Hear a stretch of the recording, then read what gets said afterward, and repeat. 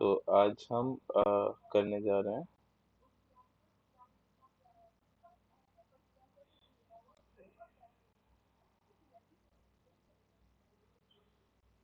एक video chat app बनाने जा रहे हैं। मतलब ऑलमोस्ट लाइक गूगल मीट। सारे फीचर्स नहीं होंगे पर लगभग वैसे ही कुछ बनाएंगे। तो पहले मैं कितने लोग का थ्योरेटिक। हैंडल करेगा ये? हम्म। सर एक टाइम में कितने लोग का हैंडल कर पाएगा? मैं भी बताऊंगा, सब बताऊंगा।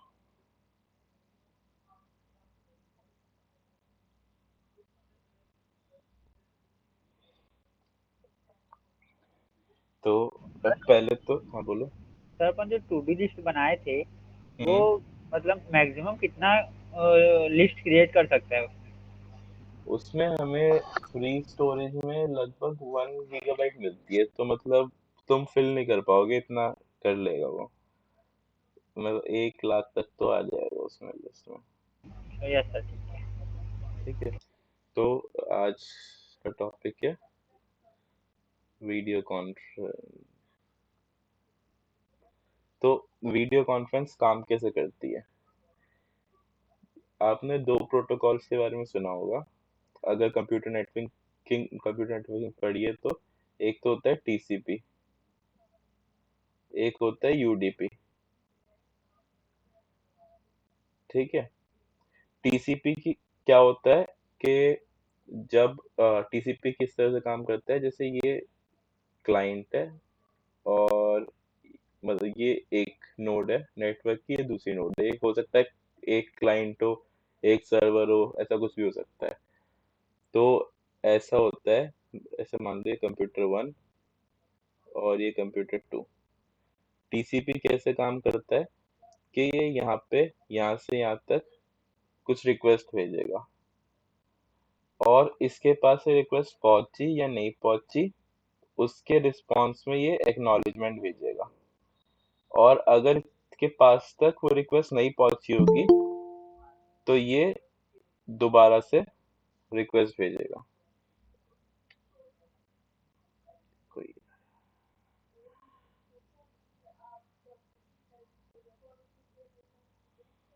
ठीक है। मान लो कि मुझे यहाँ से एक कंप्यूटर से दूसरे कंप्यूटर में फाइल शेयर करनी है, और मैं चाहता हूँ कि वो फाइल पूरी की पूरी जाए। तो मैं उसको पहले भेजूंगा, और फिर मुझे एक एक्नॉलेजमेंट भी चाहिए कि वो पहुंची या नहीं पहुंची। ऑल्दो ये सीधे सीधे फाइल ऐसे नहीं पहुंचती है।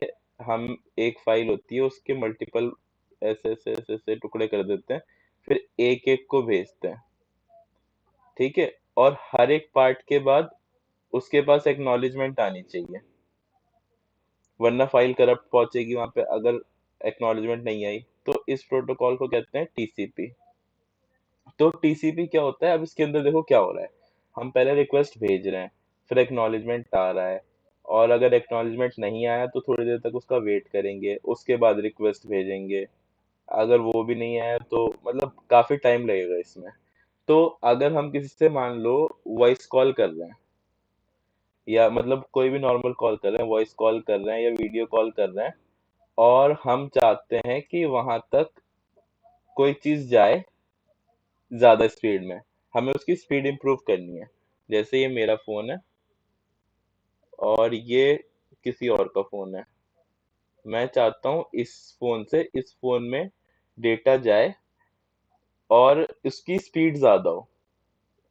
तो मैं चाहूंगा कि ये जो मुझे ये एक्नॉलेजमेंट वाला करना पड़ रहा है ना, कि एक्नॉलेजमेंट का वेट करना पड़ रहा है, वो ना करना पड़े। उसके लिए हम यूज करते हैं यूडीपी प्रोटोकॉल। तो यहाँ पे कोई चीज चली जाएगी और हमें पता नहीं चलेगा कि यहाँ पे जा भी रही है या नहीं जा रही। मतलब मैंने यहाँ पे मान लो कोई वॉइस एज अ फाइल भेजी, ऐसे वेव फॉर्म है। तो आधी वेव फॉर्म गई, आधी नहीं गई, हमें पता ही नहीं चलेगा। तो आपने देखा होगा कि जब भी वॉइस कॉल करते हैं, वीडियो कॉल करते हैं, तो उसमें वॉइस ब्रेक होती है। हमेशा ऐसा नहीं होता कि 100% क्लियर आ रही है। क्यों? क्योंकि यूडीपी फास्ट है। इसलिए हम उसको यूज कर रहे हैं, लेकिन उसकी डिसएडवांटेज ये है कि वो ट्रस्टेबल नहीं है। यानी कि हम पूरा का पूरा डेटा वहां पे भेज पा रहे हैं या नहीं भेज पा रहे हैं, ये उसको चेक नहीं करता है। ठीक है। इसीलिए हम इसको, जैसे कोई हमें ईमेल भेजना है या कोई फाइल भेजनी है या कोई डेटा भेजना है, उसके लिए हम इसको ट्रस्ट नहीं करते, उसके लिए हम टीसीपी यूज करते हैं। लेकिन कोई ऐसी चीज जिसमें अगर थोड़ी बहुत ऊपर नीचे बात हो गई, जैसे वॉइस है, थोड़ी सी भरभरी वॉइस या मतलब ऐसे रफ वॉइस आ गई, या वीडियो कॉल थोड़ी पिक्सेलेटेड आ गई, हमें उससे फर्क नहीं पड़ेगा। हमें, हमारा एम है कि फास्टेस्ट अचीव करना, हम ज्यादा से ज्यादा अचीव करें, इसीलिए हम उसके लिए यूडीपी प्रोटोकॉल यूज करते हैं। एक तो ये चीज हो गई, ये चीज ध्यान रखनी है। दूसरी बात, ये एक टॉपिक हो गया टीसीपी वर्सेस यूडीपी। तो हम यूडीपी प्रोटोकॉल यूज करेंगे वॉइस चैट, वीडियो कॉल, इस तरह की एप्लीकेशन के लिए।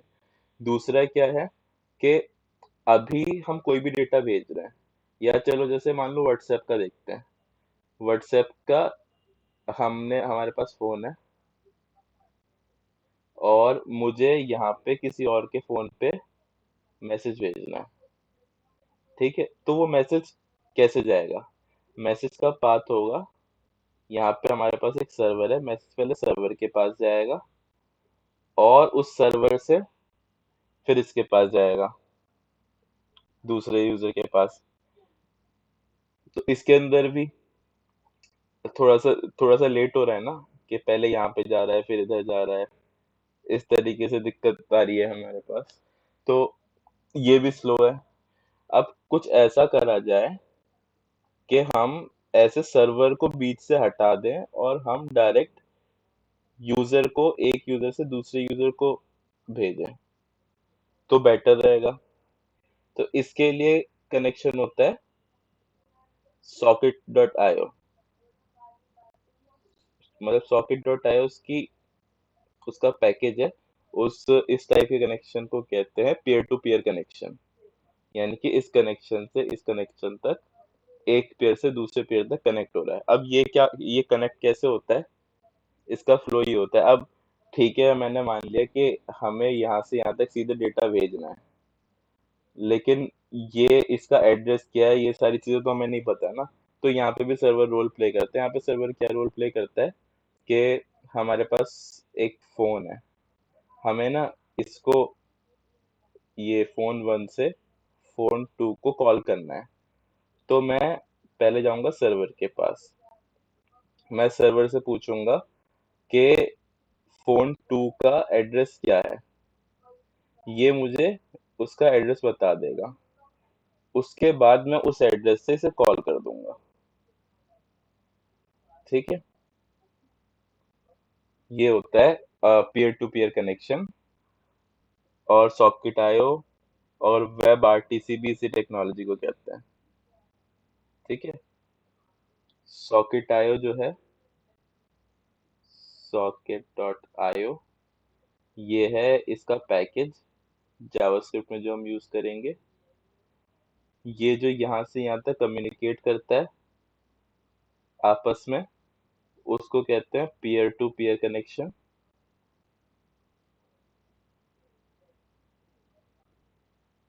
और जो हम यहाँ से इसका एड्रेस पूछ रहे हैं और ये सारी चीजें कर रहे हैं, इसको एक चीज, एक एड्रेस, एक आइडेंटिटी एलोकेट होगी, इन सारे फंडामेंटल्स को कहते हैं वेब आरटीसी।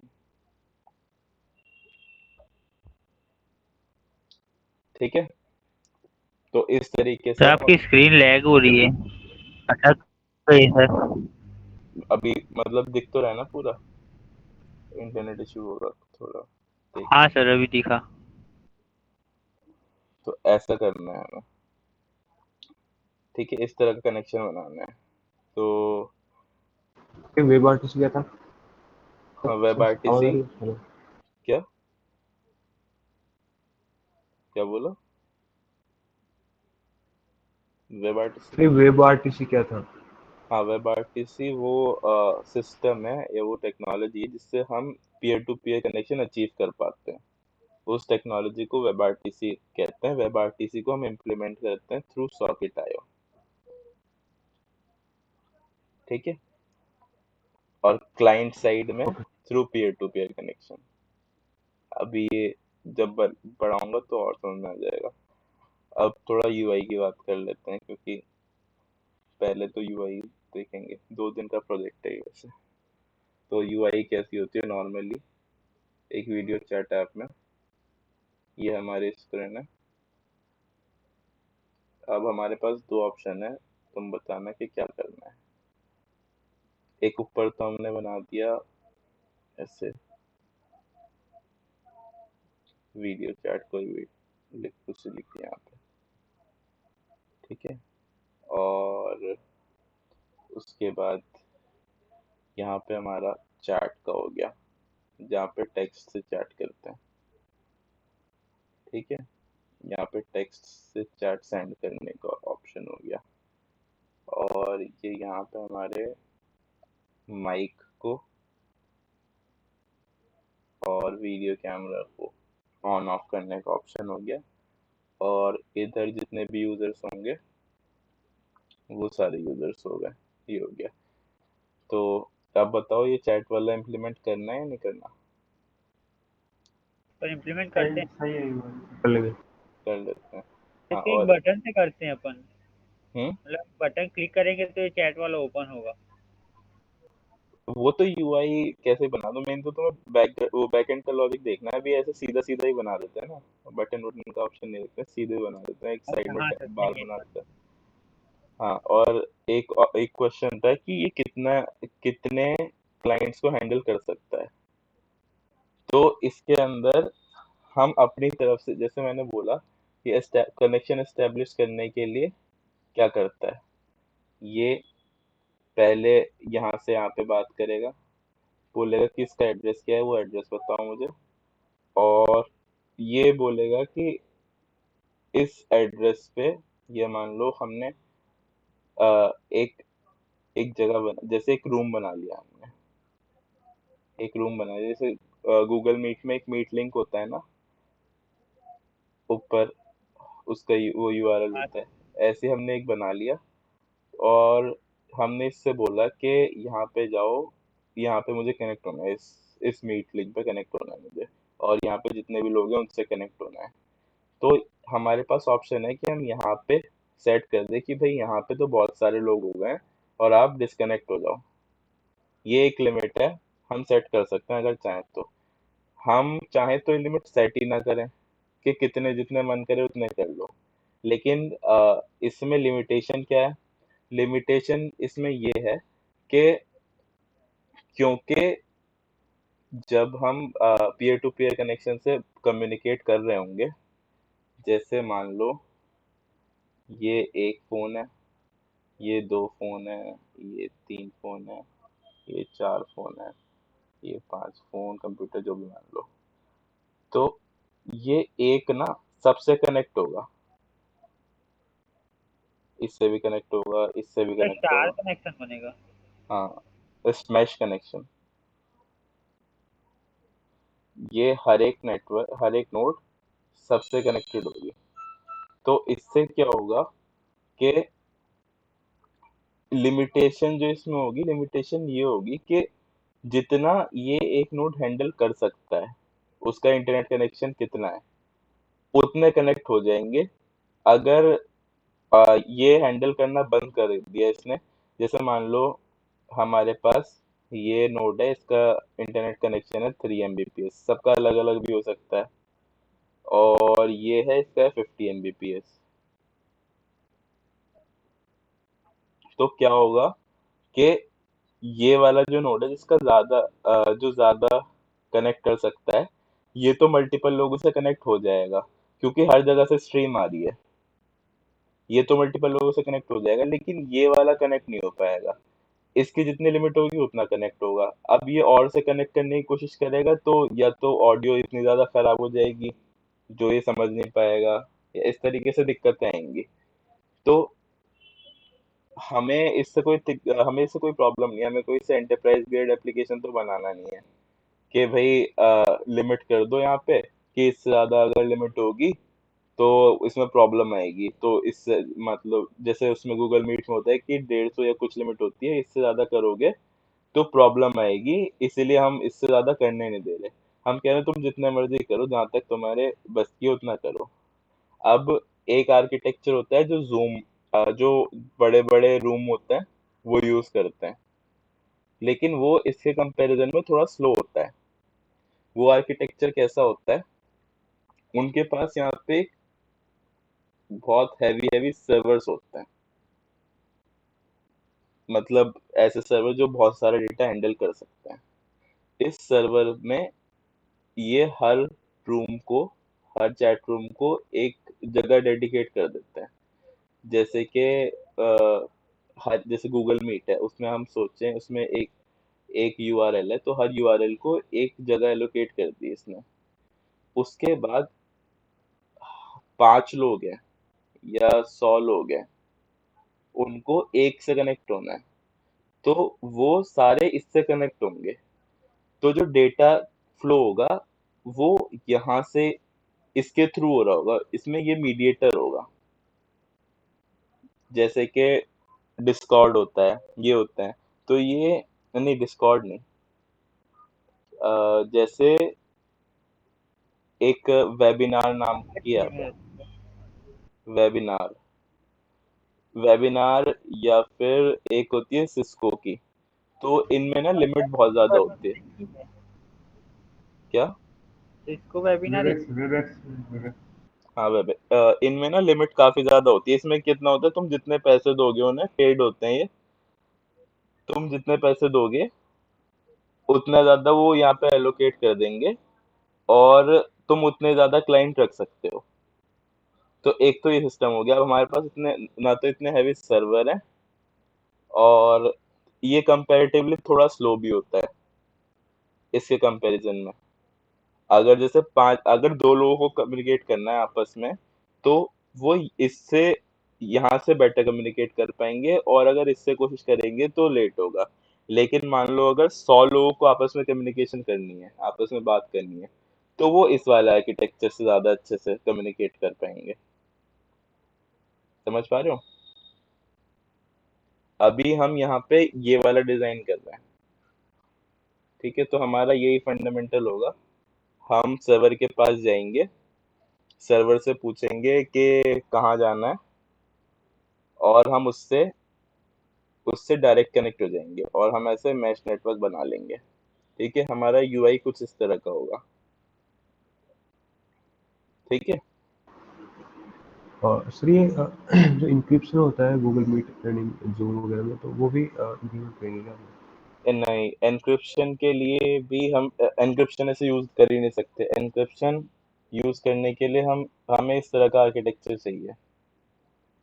अब तो मतलब मोस्टली सब इस आर्किटेक्चर पे इसलिए चले गए, हालांकि ये कॉस्टली है, लेकिन इसके अंदर सिक्योरिटी बहुत ज़्यादा है। जैसे मान लो जब ये यहाँ से यहाँ तक जा रहा है, पीयर टू पीयर कनेक्शन हो रहा है, और ये अनएन्क्रिप्टेड जा रहा है, तो यहाँ पे कोई, जैसे मान लो तुम्हारा आईएसपी है, वो बीच में टैप करके वीडियो हैक कर सकता है। तो इस तरह की डिसएडवांटेज होती हैं। मतलब जो भी टेक्नोलॉजीज हम स्पीड चाह रहे हैं, तो उसके लिए कुछ ड्रॉबैक्स तो आएंगे ऑब्वियसली। तो इसलिए अब सब इसमें शिफ्ट हो गए हैं मोस्टली। सर अब जनरली जो मीट और ये जूम वगैरह होते हैं ना, स्पीड तो like, जैसे अभी अपन मीट में तो स्पीड तो इनकी काफी होती है, लाइक वो कभी लैग नहीं करता। तो अपन जो बनाएंगे इसकी इससे ज्यादा तो क्या स्पीड हो सकती है मतलब? मतलब समझ नहीं पा रहा मैं नहीं, जैसे आवाज। गूगल हाँ, मीट है, उसकी स्पीड एनफ है ना, लाइक काफी स्पीड अच्छा होता है, जैसे अभी अपन कर रहे हैं ये मीट पे। बट अभी आप अभी अपन बनाएंगे इसकी भी स्पीड उससे भी ज्यादा होगी क्या? Like, हाँ, इसकी स्पीड एक्चुअली क्या होता है, हम कुछ केसेस, जैसे अभी तुम्हें लग रहा है गूगल मीट बहुत फास्ट है, लेकिन हम अ, इस हमेशा गूगल मीट मतलब इसमें और इसमें मार्जिनल डिफरेंस होगा, तो हम इतना ज़्यादा फर्क पहचान नहीं पाएंगे। तो अभी गूगल मीट कैसे करता है, गूगल मीट अपनी स्पीड कैसे बढ़ाता है? गूगल मीट, अब मैंने बोला है कि हमारा प्रोजेक्ट 2 दिन में कंप्लीट हो जाएगा। अब गूगल मीट 2 दिन में थोड़ी बना होगा। गूगल मीट को तो हजारों इंजीनियर ने, हजार नहीं तो कम से कम 100 इंजीनियर ने कम से कम 2-3 महीने तक तो बनाया होगा, तो वो 2-3 महीने तक ऐसा क्या कर रहे हैं जो हम 2 दिन में कर देंगे? ऐसा तो पॉसिबल नहीं है ना। तो क्या होता है उसमें प्रोसीजर, मैं गूगल मीट का बताता हूँ। सपोज गूगल मीट में ये हमारे पास ऐसे ही एक सर्वर है, जैसे ये मैंने बनाया, ये हमारे पास एक सर्वर है जिससे ये सारे कनेक्टेड है। अब मैं एक ये यूनिट का बताता हूँ, ये एक यूनिट क्या कर रही है, क्या क्या काम कर रही है। ये कर रही है कि जितने भी इसके पास वीडियो स्ट्रीम आ रही है, वो उस सारे वीडियो स्ट्रीम को पहले कंप्रेस कर रही है, थोड़ा उसका साइज रिड्यूस कर रही है, जितना ज़रूरी है उतना भेज रही है, और उसके बाद वो ट्रांसफ़र कर रही है यहाँ पे। सबसे पहले तो हो गया हमारा, यहाँ पे एनक्रिप्ट कर दी वीडियो। ये मेरा पेन पता नहीं क्या हो रहा है इसे। सबसे पहले हम यूज़र के एंड पे एनक्रिप्ट कर देते हैं यहाँ पे।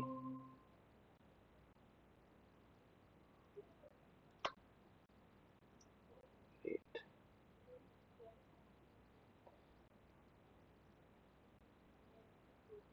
ये यूज़र है, यूज़र के एंड पे हम एनक्रिप्ट कर देंगे। सर आपका स्क्रीन में नहीं दिख रहा है सर। दिख नहीं रहा है, और नहीं सबको दिख सर, रहा है? सर नो शेयर सर, नहीं है। नहीं शेड है, हम्म नहीं सर। स्क्रीन शेड नहीं है आपको। तो बीच में चला गया शायद, पहले दिख रहा था। आप एंड हो गए थे, कॉल एंड हो गया था सर। अच्छा,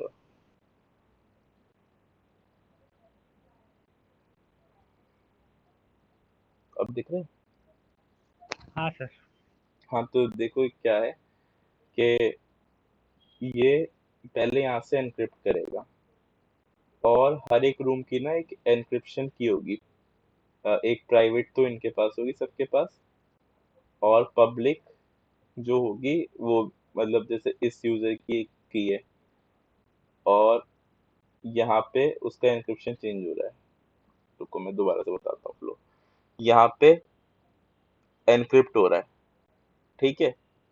इसके पास है प्राइवेट की, तो पब्लिक की। ये एनक्रिप्ट करके यहाँ पे इसने कंटेंट भेजा इस सर्वर के पास। इस सर्वर में ये कंटेंट डिक्रिप्ट हुआ, उसके बाद ये कंप्रेस हुआ, उसके बाद ये दोबारा से एनक्रिप्ट हुआ, और उसके बाद ये बाकी सबके पास गया, जैसे इनके पास, इसके पास, बाकी सबके पास गया, और यहाँ पे ये दोबारा से डिक्रिप्ट हुआ। अब ये गूगल के जो कंप्यूटर्स हैं वो इतने फास्ट हैं कि इस प्रोसेस को बहुत ज़्यादा फास्ट कर देते हैं। मतलब कुछ मिली सेकेंड्स के अंदर ये पूरा प्रोसेस कंप्लीट कर देते हैं। अब इस प्रोसेस में मेन चीज़ क्या है हमारे पास, ये एनक्रिप्शन और डिक्रिप्शन तो बस सरकार को दिखाने के लिए कि हमारा सिक्योर है, और यूज़र को दिखाने के लिए कि हमारा सिक्योर है। इनका जो मेन फंडामेंटल चीज़ हो रही है इस सर्वर पे, हो रही है कंप्रेशन। कंप्रेशन क्या कर रहा है अब, अ, किसी ने कंप्यूटर पे वीडियो रिकॉर्ड करी है अपनी, लैपटॉप पे, किसी चीज पे, उसकी बहुत ही बेकार क्वालिटी होती है, लेकिन तब भी वो 100 MB प्लस हो जाती है। 10 मिनट की वीडियो 100 MB प्लस हो गई। और किसी ने कोई मूवी देखी है, मूवी में एक, मतलब 1000 MB में, 1 GB में, एक 180 मिनट की अप्रोक्सीमेटली, अगर कंप्रेशन अच्छा है तो इतनी देर की वीडियो इसमें आ जाती है 1 GB में। और जो हम कंप्यूटर से बनाते हैं कोई वीडियो, वो चाहे 10 मिनट की हो, वो 100 MB एक्सीड कर जाती है। तो क्योंकि कंप्यूटर में जो एनक्रिप्शन होता है, जो कंप्रेशन होता है, वो इतना अच्छा नहीं होता है, क्योंकि अ, नहीं बनाते हो इतना अच्छा। तो ये क्या करता है, अब ये मान लो यहाँ से यहाँ पे गया, और यहाँ पे कंप्रेस होके यहाँ पे आया। अगर हम पीयर टू पीयर भेजेंगे इस पीयर से, मतलब अगर हम यहाँ से यहाँ भेजेंगे, हमारे पास ये कंप्रेस्ड नहीं है, तो इंटरनेट स्पीड से फर्क पड़ेगा। अब ये यहाँ पे इसने कंप्रेशन कर दिया, तो इंटरनेट स्पीड से इतना फर्क नहीं पड़ेगा, मतलब वीडियो कंप्रेस्ड हो गई है। और एक और चीज कर रहा है, इसके पास मान लो 5 लोगों ने वीडियो भेजी है, मैं अभी 4 का बताता हूँ मतलब मैं अभी मान लो कि 4 लोग वीडियो भेज रहे हैं एक को, मतलब ऐसा हर को होगा, इसको ये 4 भेज रहे होंगे, इसको ये 4 भेज रहे होंगे। अभी खाली वन साइडेड देखते हैं कि ये 4 लोग वीडियो भेज रहे हैं इसको। अब यहाँ से वीडियो स्ट्रीम आ रही है 1 Mbps, ठीक है, यहाँ से वीडियो स्ट्रीम आ रही है 2 Mbps, यहाँ से मान लो इसका कैमरा HD था तो यहाँ से 10 Mbps स्पीड आ रही है, इधर से मान लो फिर 1 Mbps आ रही है। तो टोटल इसको ये चारों वीडियो देखने के लिए कितनी स्पीड चाहिए? 14 14। Mbps। हाँ सर। अब मैं क्या करूं, मैं इसको ऐसे करने की जगह मैं यहाँ पे ये 4 लोग ही हैं, लेकिन ये भेज रहे हैं एक सर्वर को, ठीक है, और यही इसके पास यही सारी चीजें आ रही हैं, मतलब ये 14 Mbps का आ रहा है इसके पास, सर्वर के पास। लेकिन जो सर्वर की बैंडविड्थ है वो तो बहुत ज्यादा है ना, उसकी तो 1 Gbps से स्टार्ट होगी यूजुअली। जो तुम कोई वैसे भी नॉर्मल EC2 इंस्टेंस अगर तुम AWS जानते हो तो उसके अंदर जो सबसे सस्ता कंप्यूटर भी लोगे उसके अंदर 500 Mbps आराम से देता है वो। तो इसकी तो स्पीड बहुत ज्यादा है, ये तो आराम से हैंडल कर लेगा। इसके पास हो सकता है 14 Mbps भी ना हो, लेकिन इसके पास बहुत ज्यादा है। अब इसने क्या करा, इस 14 Mbps को कंप्रेस करके इसको 1 Mbps में यहाँ पे भेज दिया। और ये पॉसिबल है, 14 to 1 Mbps करना पॉसिबल है, अगर तुम्हें ऐसा लग रहा है पॉसिबल नहीं हो तो ये इतना ज्यादा कंप्रेशन भी हो जाता है। इसने यहाँ पे भेजा तो यहाँ पे इसको खाली 1 Mbps की जरूरत है ना, तो इस तरीके कंप्रेस से कर रहा है मतलब वो वीडियो को क्वालिटी डाउन कर रहा है। अ, दोनों चीजें होती हैं। एक तो जैसे कि कोई कंप्रेशन दो तरह के होते हैं, इसमें क्वालिटी भी डाउन करता है और वैसे भी करता है। जैसे तुमने अगर मेमोरी एलोकेशन देखा है, पढ़ा है उसमें OS में, तो क्या होगा, यहाँ पे थोड़ा डेटा है, यहाँ पे थोड़ा डेटा है, यहाँ पे थोड़ा डेटा है, अब कोई बड़ा डेटा इधर नहीं आ पाएगा तो बीच में गैप्स होते हैं, ये इसे कहते हैं फ्रेगमेंटेशन। तो अगर अच्छा कंप्रेशन होगा तो उसमें कोई गैप्स नहीं होंगे, वो सेम क्वालिटी को भी रिड्यूस कर देगा। मतलब ऐसा हो सकता है कि मैं इसी 14 Mbps को बिना क्वालिटी ग्रेड करे 7 Mbps ले आऊं, ऐसा पॉसिबल है अगर हम इसकी कंप्रेशन ठीक कर दें। कंप्रेशन ठीक करके भी होता है, एक होता है फॉर्मेट चेंज करके भी होता है। अब कई तरह की एनकोडिंग होती है, एक होता है MP4 होता है, एक MKV होता है, ऐसे बहुत तरह की एनकोडिंग होती है। इसमें से कोई कोई कोई तो ज्यादा जगह लेते हैं, कोई कम लेते हैं। जैसे इमेज में है, इमेज में JPG होता है, JPG ज्यादा जगह लेता है, वो JPG कम जगह लेता है, PNG ज्यादा लेता है। हालांकि PNG के अंदर कम डिटेल्स होती हैं, स्टिल JPG ज्यादा स्पेस ले रहा है, वो स्टिल JPG कम ले रहा है। तो इस वजह से ये फॉर्मेट का भी फर्क होता है, तो यहाँ पे फॉर्मेट भी चेंज हो जाता है। तो ये सारी 2-3 तरह की कंप्रेशन करके ये 14 को 1 Mbps तक ला सकते हैं। गूगल के पास इतने सर्वर है, और वो भी क्योंकि वो इतने फास्ट सर्वर है तो उन्हें कुछ मिली सेकेंड्स लगेंगे ये सब करने में। ये इसको इतना ज्यादा कंप्रेस करने में उन्हें बहुत कम टाइम लगेगा। इस वजह से उनकी जो टेक्नोलॉजी है गूगल मीट, वो उसमें एनक्रिप्शन भी हो रहा है, ये सब हो रहा है, इसके बावजूद भी वो बहुत ज्यादा फास्ट है। अब हम ऐसा बनाएंगे इस तरह का ये मैश सिस्टम, ये सर एजाइल मेथोडोलॉजी भी होती है ना कोई, क्या अजाइल मेथोडोलॉजी? एजाइल का मुझे याद नहीं है कुछ खास। तो हमें ये कह रहा था कि हम इस तरह से मैश करेंगे, तो इसमें हो सकता है तुम्हें किसी किसी सिनेरियो में अगर तुम 3-4 जगह से ज्वाइन कर लो तो तुम्हें गूगल मीट से भी ज्यादा स्लो दिखे, क्योंकि हम कंप्रेशन नहीं कर रहे कोई। अब 2 महीने में बने हुए प्रोजेक्ट और 2 दिन में बने हुए प्रोजेक्ट में इतना तो डिफरेंस आएगा। ठीक है। अब मैंने ये प्रोजेक्ट क्यों लिया है, ये प्रोजेक्ट क्यों सेलेक्ट किया है, इससे एक तो तुम्हें इन चीज़ों के बारे में क्लियर हो जाएगा। ये सारी चीज़ें क्लियर हो जाएंगी कि पीयर टू पीयर कनेक्शन कैसे काम करता है, फिर ये उसमें नोड जेएस में कैसे यूज़ करते हैं इन सबको। एक तो तुम्हें ये चीज़ क्लियर हो जाएंगी। दूसरा कि भले ये प्रोजेक्ट बहुत छोटा सा है, 2 दिन में कंप्लीट हो रहा है, स्टिल जो लोग हैं जब वो रेज्यूमे पढ़ेंगे कि वीडियो कॉन्फ्रेंसिंग ऐप बनी हुई है, तो उन्हें एक तो कुछ हटके लगेगा कि इसमें सिर्फ ब्लॉग यही नहीं बना रखे, कुछ अलग भी बना रखा है, तो प्लेसमेंट में अच्छा इफेक्ट पड़ेगा। मतलब ये इतना मुश्किल नहीं है प्रोजेक्ट, लेकिन इम्प्रेसिव ज्यादा है, इसीलिए मैंने ये प्रोजेक्ट चूज करा है। अब वो तुमसे पूछेगा कि तुमने ये कैसे इम्प्लीमेंट किया, तुम उसको इतना ही बोल दोगे मैंने वेब आरटीसी से पीयर टू पीयर कनेक्शन करा था और ये करा था, इतना समझा दोगे, वो इम्प्रेस हो जाएगा। और डेवलपमेंट का ना इफेक्ट सिर्फ इतना ही होता है, तुम्हारा जो सिलेक्शन कराता है उसमें रेज्यूमे शॉर्टलिस्टिंग होती है, मतलब रेज्यूमे तक पहुंचना उसके लिए डीएसएल को ही चाहिए, क्योंकि बहुत सारे लोग अपना रेज्यूमे भेज रहे हैं, सबको तो नहीं देखेगा ना कोई, डीएसएल को ही चाहिए होती है, वहीं से ही तुम्हारे रेज्यूमे शॉर्टलिस्ट हो जाता है। उसके बाद उस रेज्यूमे के अंदर डिफरेंशिएशन फैक्टर लाने के लिए इस तरह के प्रोजेक्ट की जरूरत होती है।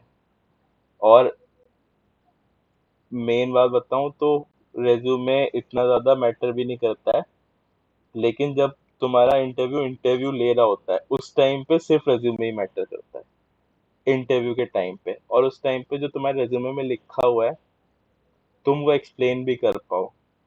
तो अभी ये सारे जब प्रोजेक्ट कंप्लीट हो जाएंगे ना, तो मैं अलग से तुम्हारी क्लासेस लूंगा इस सारे प्रोजेक्ट के लिए, इसको एक्सप्लेन कैसे करना है उसके लिए, ताकि प्लेसमेंट में काम हो जाए।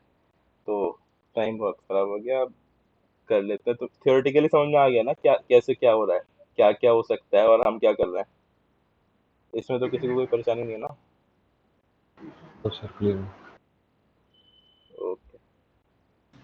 सर मैक्सिमम कितने पीयर टू पीयर कनेक्शन बना सकते हैं? मैक्सिमम वही मैं बता रहा हूँ, इन्फिनिटी कनेक्शन बना सकते हैं, डिपेंड करता है तुम्हारा इंटरनेट कनेक्शन कितना अच्छा है। हम कोई सी लिमिट हार्ड वो नहीं डाल रहे हैं इसमें। सर सपोज हमारे पास 1 Mbps है, तो हम लोग मैक्सिमम कितना बना सकते हैं, जैसे विदाउट इंटरप्ट आउट? हाँ नहीं, ये नहीं ये मैं ऐसे बता नहीं सकता। 1 Mbps है तुम्हारे पास तो 3-4 तो बहुत आराम से हो जाएंगे, उससे ज़्यादा में थोड़ा स्लो होगा। और मान लो 10 कनेक्ट होगा उसके बाद और स्लो हो जाएगा। सपोज 2 लोग हैं और 1 Mbps है हम लोग के पास, तो क्या गूगल मीट जैसी क्वालिटी मिलेगी, मतलब हाँ वॉइस मिल और? जाएगी, आराम से मिल जाएगी, गूगल मीट जैसी क्वालिटी उससे बेटर भी मिल सकती है, अगर तुम्हारे लैपटॉप का कैमरा ज़्यादा अच्छा ना हो तो।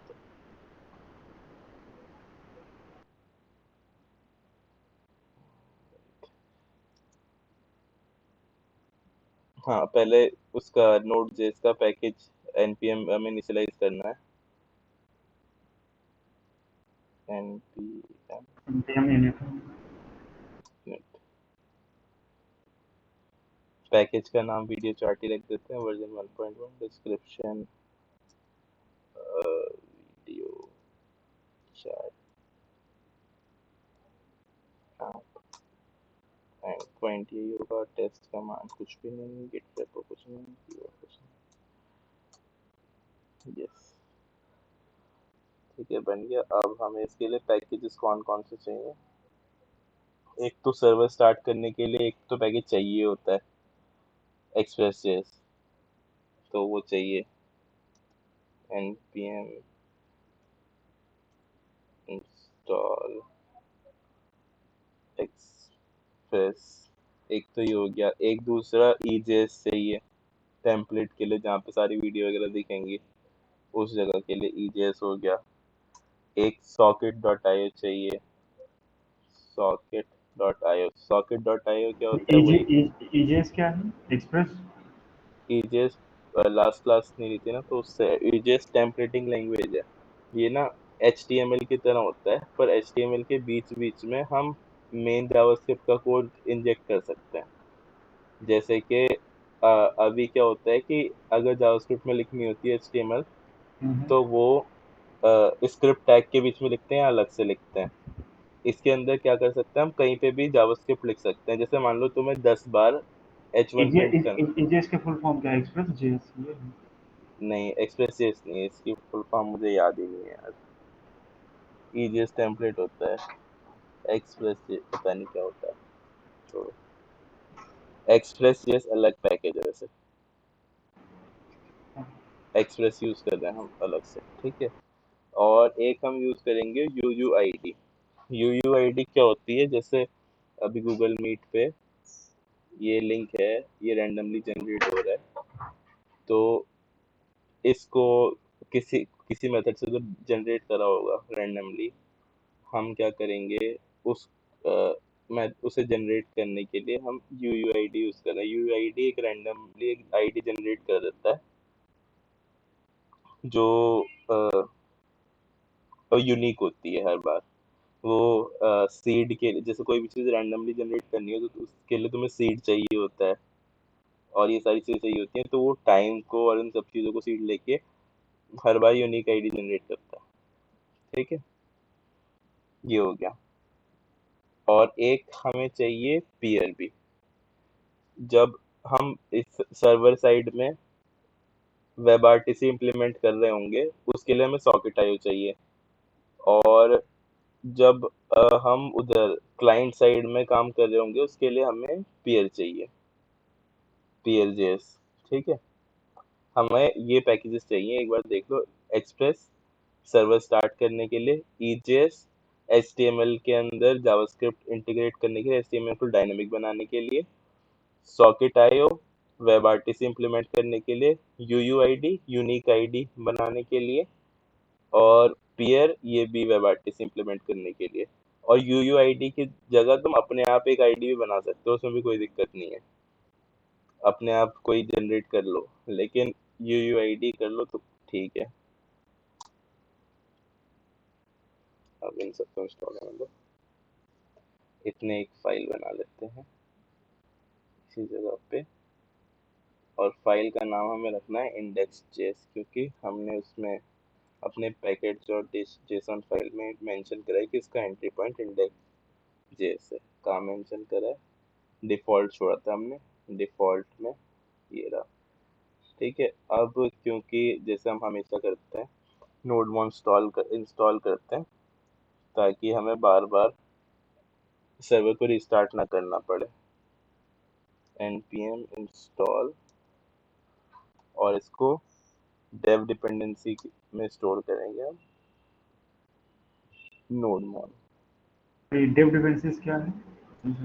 डेव डिपेंडेंसी ऐसी होती है कि नॉर्मल कोई पैकेज होता है जो तुम जो जिसका यूज एक्चुअल इसमें यूज हो रहा है, प्रोजेक्ट में यूज हो रहा है, वो हम नॉर्मली इंस्टॉल करते हैं। लेकिन जो डेव टूल्स होते हैं जिसका प्रोजेक्ट में यूज नहीं है, जिसको हम अपने अपने लिए यूज कर रहे हैं, उसको हम डेव डिपेंडेंसी कहते हैं। जैसे कि नोडमॉन कहीं भी इसमें यूज नहीं करेंगे हम प्रोजेक्ट में, नोडमॉन को हम नोड बहुत तो सर्वर मतलब सर्वर के लिए काम आता है कि बार बार रीइंस्टॉल। हाँ, बार बार हमें रिस्टार्ट ना करना पड़े, इसलिए हम नोडमॉन डाल रहे हैं। हम इसको अगर प्रोजेक्ट के अंदर कहीं यूज नहीं नहीं, करेंगे, अगर हम डी ना करें तो भी कोई दिक्कत नहीं है। तो ये दिक्कत होगी जब हम सर्वर पे इसको डालेंगे, कहीं पे होस्ट करेंगे, तो ये भी इंस्टॉल हो जाएगा नोडमॉन, जिसकी ज़रूरत नहीं है उस टाइम पे, क्योंकि वहाँ पे हम डेवलपमेंट नहीं कर रहे हैं। अच्छा। सर हर फाइल के लिए अपने को ये सब इंस्टॉल करना पड़ेगा? हाँ, जो भी प्रोजेक्ट होगा उसके लिए तुम्हें ये सब इंस्टॉल करना पड़ेगा। जो भी प्रोजेक्ट बनाओगे उसके सर लिए ये अलग। एक टेम्पलेट टाइप का नहीं हो सकता स्टोर कहीं पे, उसको अपन कहीं यूज सर कर वो सकते? UUID के आगे क्या लिखा था वो टर्मिनल में एक बार दिखाएंगे? PEER, peer. एक बार दिखा सर, PEER, हाँ, उससे क्या होता था? उससे हम WebRTC को इम्प्लीमेंट करेंगे क्लाइंट साइड में। जो HTML में जावास्क्रिप्ट में लिखेंगे, हम पीयर जैसे यूज करेंगे, और ठीक है। ठीक है। और इसका टेम्पलेट ऐसा है कि एक्सप्रेस का एक टेम्पलेट होता है, मैं तुम्हें कैसे मतलब वो बाद में दिखा दूंगा। एक्सप्रेस का टेम्पलेट होता है, लेकिन उसमें क्या होता है ना कि वो ना बहुत सारी एक्स्ट्रा चीजें जनरेट कर देता है जो यूजफुल नहीं होती है। तो अगर हमें प्रोजेक्ट का साइज स्मॉल रखना है तो हमें ये इस तरीके से एक्सप्रेस को अलग से डाल लें तो कर सकते हैं, वरना एक्सप्रेस का वो होता है उसमें पूरी डायरेक्टरी बना देता है वो, क्रिएट एक्सप्रेस ऐप। रिएक्ट में हम इस तरह का ही करेंगे, यूज एक्सप्रेस जनरेटर नहीं था, मतलब ऐसे ही कर सकते हैं। जैसे यहाँ पे एक्सप्रेस जनरेटर है ना, तो npx एक्सप्रेस जनरेटर और आगे उस प्रोजेक्ट का नाम लिख दिया तो वो एक्सप्रेस का पूरा वो बना देगा। और हाँ, ये नहीं बताया ना मैंने, npx और npm में क्या डिफरेंस होता है। हाँ सर। हाँ npm क्या होता है, npm सर्वर में जो चीज है उनको डाउनलोड कर लेता है ऑफलाइन, और npx क्या होता है, जो सर्वर में जो इसकी नोड पैकेज है, नोड पैकेज मैनेजर npm ही है, npm के अंदर जो स्क्रिप्ट रखी होती है ना उनको एग्जीक्यूट करता है। हम इसको रिएक्ट में यूज करेंगे, ये स्क्रिप्ट चलाता है और ये डाउनलोड करता है। ठीक है, एक्स फॉर सर, एग्जीक्यूट। अगर एक्सप्रेस जनरेटर अगर हम लोग कर रहे हैं तो क्या ये सब करने की जरूरत नहीं पड़ेगी? npm install express EJS socket आदि? नहीं, ईजेएस मतलब उसके अंदर हमें ऑप्शन होगा, जैसे ये व्यू है ना, express view is equal to EJS कर दो, जैसे इसमें पक कर रखा है। अगर हम ईजेएस कर देंगे तो हमें ईजेएस नहीं डालना पड़ेगा। और ऐसा है कि मैंने और क्या क्या डाला था, एक तो एक्सप्रेस और ईजेएस डाला था तो वो इससे हो जाएगा। दूसरा सॉकेट आईओ, यूयूआईडी, पीयर, ये तो हर प्रोजेक्ट में अलग होंगे ना। हाँ नोड सर। पैकेज मैनेजर का कॉन्सेप्ट ही है कि हम अपने ज़रूरत के हिसाब से पैकेज इंपोर्ट कर पाए, वरना वो पहले से ही सारे पैकेज डाल के दे देते और वो सब यूज़ कर लेते, लेकिन उससे साइज बड़ा हो जाता है ना हमारे सर्वर का। लेकिन हम हाँ चाहते हैं जो सिर्फ हम यूज़ करें उसी को ही डालें।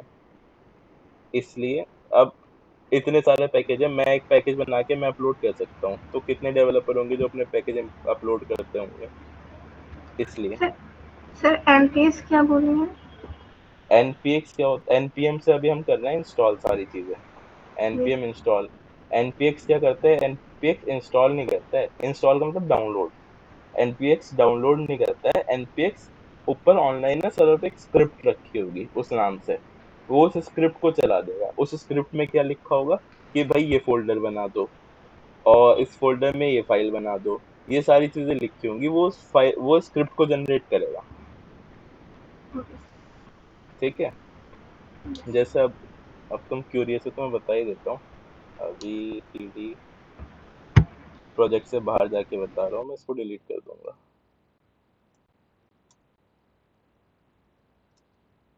कोड के अंदर तो इसके अंदर मैं करता हूँ npx क्रिएट रिएक्ट ऐप, और आगे जो ऐप का नाम है उसका नाम लिख दिया, उसका नाम लिख दिया टेस्ट। तो अब ना ये बोलेगा कि क्रिएट रिएक्ट ऐप है, ये चला लें। हाँ चला लो। अब ये काफी टाइम लगेगा, ये धीरे धीरे करता रहेगा सबको। अब देखो यहाँ पे एक टेस्ट नाम का फोल्डर बन गया। अभी तुम्हें इसमें खाली पैकेज डॉट जेसन दिख रहा है, अभी देखना इसमें फाइल अपेयर होती रहेंगी धीरे धीरे। ये देखो पैकेज डॉट जेसन इसकी अपने आप बन गई है, हमने npm init नहीं करा है। और अब ये छोटी सी ये बड़ी होती रहेगी। तो ये क्या हो रहा है, ये ऊपर एक npm जो है पैकेज मैनेजर, उसमें एक स्क्रिप्ट है क्रिएट रिएक्ट ऐप, उस स्क्रिप्ट को चला रहा है, इस नाम की स्क्रिप्ट है एक ऑनलाइन, उसको चला रहा है और ये धीरे धीरे बढ़ता रहेगा और इसमें काफ़ी टाइम लगेगा। तो अभी के लिए हम कंटिन्यू करते हैं अपने प्रोजेक्ट के साथ, इसको सर बाद में आपने अभी देख। जो नोडमोन का जो इंस्टॉल किया ना, पिछली बार आपने कुछ माइनस मतलब डैश डैश सेव मतलब डैश डेव ऐसे हाँ, कुछ मैंने यूज किया था, और आज कुछ डी यूज डैश किया था। डैश डेव, फिर वही dash save, hyphen hyphen dev, फिर हाइफन सेव, मैंने ये यूज करा था। वो हमारी चॉइस है, शॉर्ट हैंड होता है, जैसे कि मैं हमेशा npm इंस्टॉल करता हूँ, हम npm आई भी कर सकते हैं, वो मतलब शॉर्ट हैंड होता है। पूरा नाम जब लिखते हैं जब मतलब सब कुछ अच्छे से एक्सप्लेन करना हो, अगर तुम्हें प्रैक्टिस हो जाए तो जल्दी जल्दी कर रहे हो तुम शॉर्ट हैंड यूज कर सकते हो। ठीक है, अब देखो ये टेस्ट में ये बन गया ना, एसआरसी फोल्डर भी बन गया, पब्लिक भी बन गया, और इसके अंदर ये रीडमी फाइल भी आ गई है। एसआरसी के अंदर कितनी सारी फाइलें बन गई हैं। ये पूरा का पूरा टेम्पलेट वहां से उठा लिया। अब इसको हम रन भी कर सकते हैं एज इट इज। इसके अंदर कुछ एक एप्लीकेशन होगी कि रिएक्ट ऐप जनरेटेड ऐसा करके, ऐसे करके सारी होती हैं। ऐसी उसका भी होता है, एक्सप्रेस का भी होता है। कंप्लीट हो गया? हाँ हो गया। तो अब मैं इसको डिलीट कर देता हूँ, तो मैं दिखा देता हूँ एक बार। जैसे ये ऐप CSS आ गई, ये ऐप JS फाइल आ गई। ठीक है, ये पूरा, और इसके अंदर नोड मॉड्यूल बन गया, पैकेज डॉट जेसॉन, इसकी देखना कितनी बड़ी हो गई होगी। अब इसके अंदर ये सारी चीज़ें आ गई हैं। डिपेंडेंसी टेस्टिंग के लिए डिपेंडेंसी आ गई हैं, स्टार्ट करने के लिए, बिल्ड करने के लिए टेस्ट, ये मतलब ये सारी डिपेंडेंसी इसमें आ चुकी हैं। हमने सिर्फ एक लाइन चलाई है बस, और ये सब बन गया। ये पूरा फोल्डर बन गया टेस्ट नाम का। टेस्ट फोल्डर, उसमें पब्लिक, उसमें SRC, उसमें ये बहुत सारी चीज़ें। फिलहाल इसका कोई काम नहीं है, इसको डिलीट कर दो। मैं बस एक्सप्लेन कर रहा था, ये स्क्रिप्ट होती है। ठीक है, और चलो यहाँ पे हम करते हैं, हमारा वीडियो चैट ऐप चल रही थी, इसके अंदर हमें मेन फाइल पे काम करना स्टार्ट करना था। हमने सारी डिपेंडेंसी बना ली थी। तो सबसे पहले क्या करते हैं, सबसे पहले एक्सप्रेस इंपोर्ट कर लेते हैं हर प्रोजेक्ट की तरह, क्योंकि सर्वर बनाना है तो एक्सप्रेस चाहिए।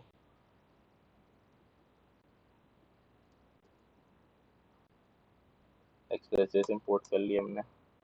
ठीक है, अब इस एक्सप्रेस जेएस को इनिशियलाइज कर देते हैं ऐप नाम के एक वेरिएबल में, तो वो भी कर देते हैं।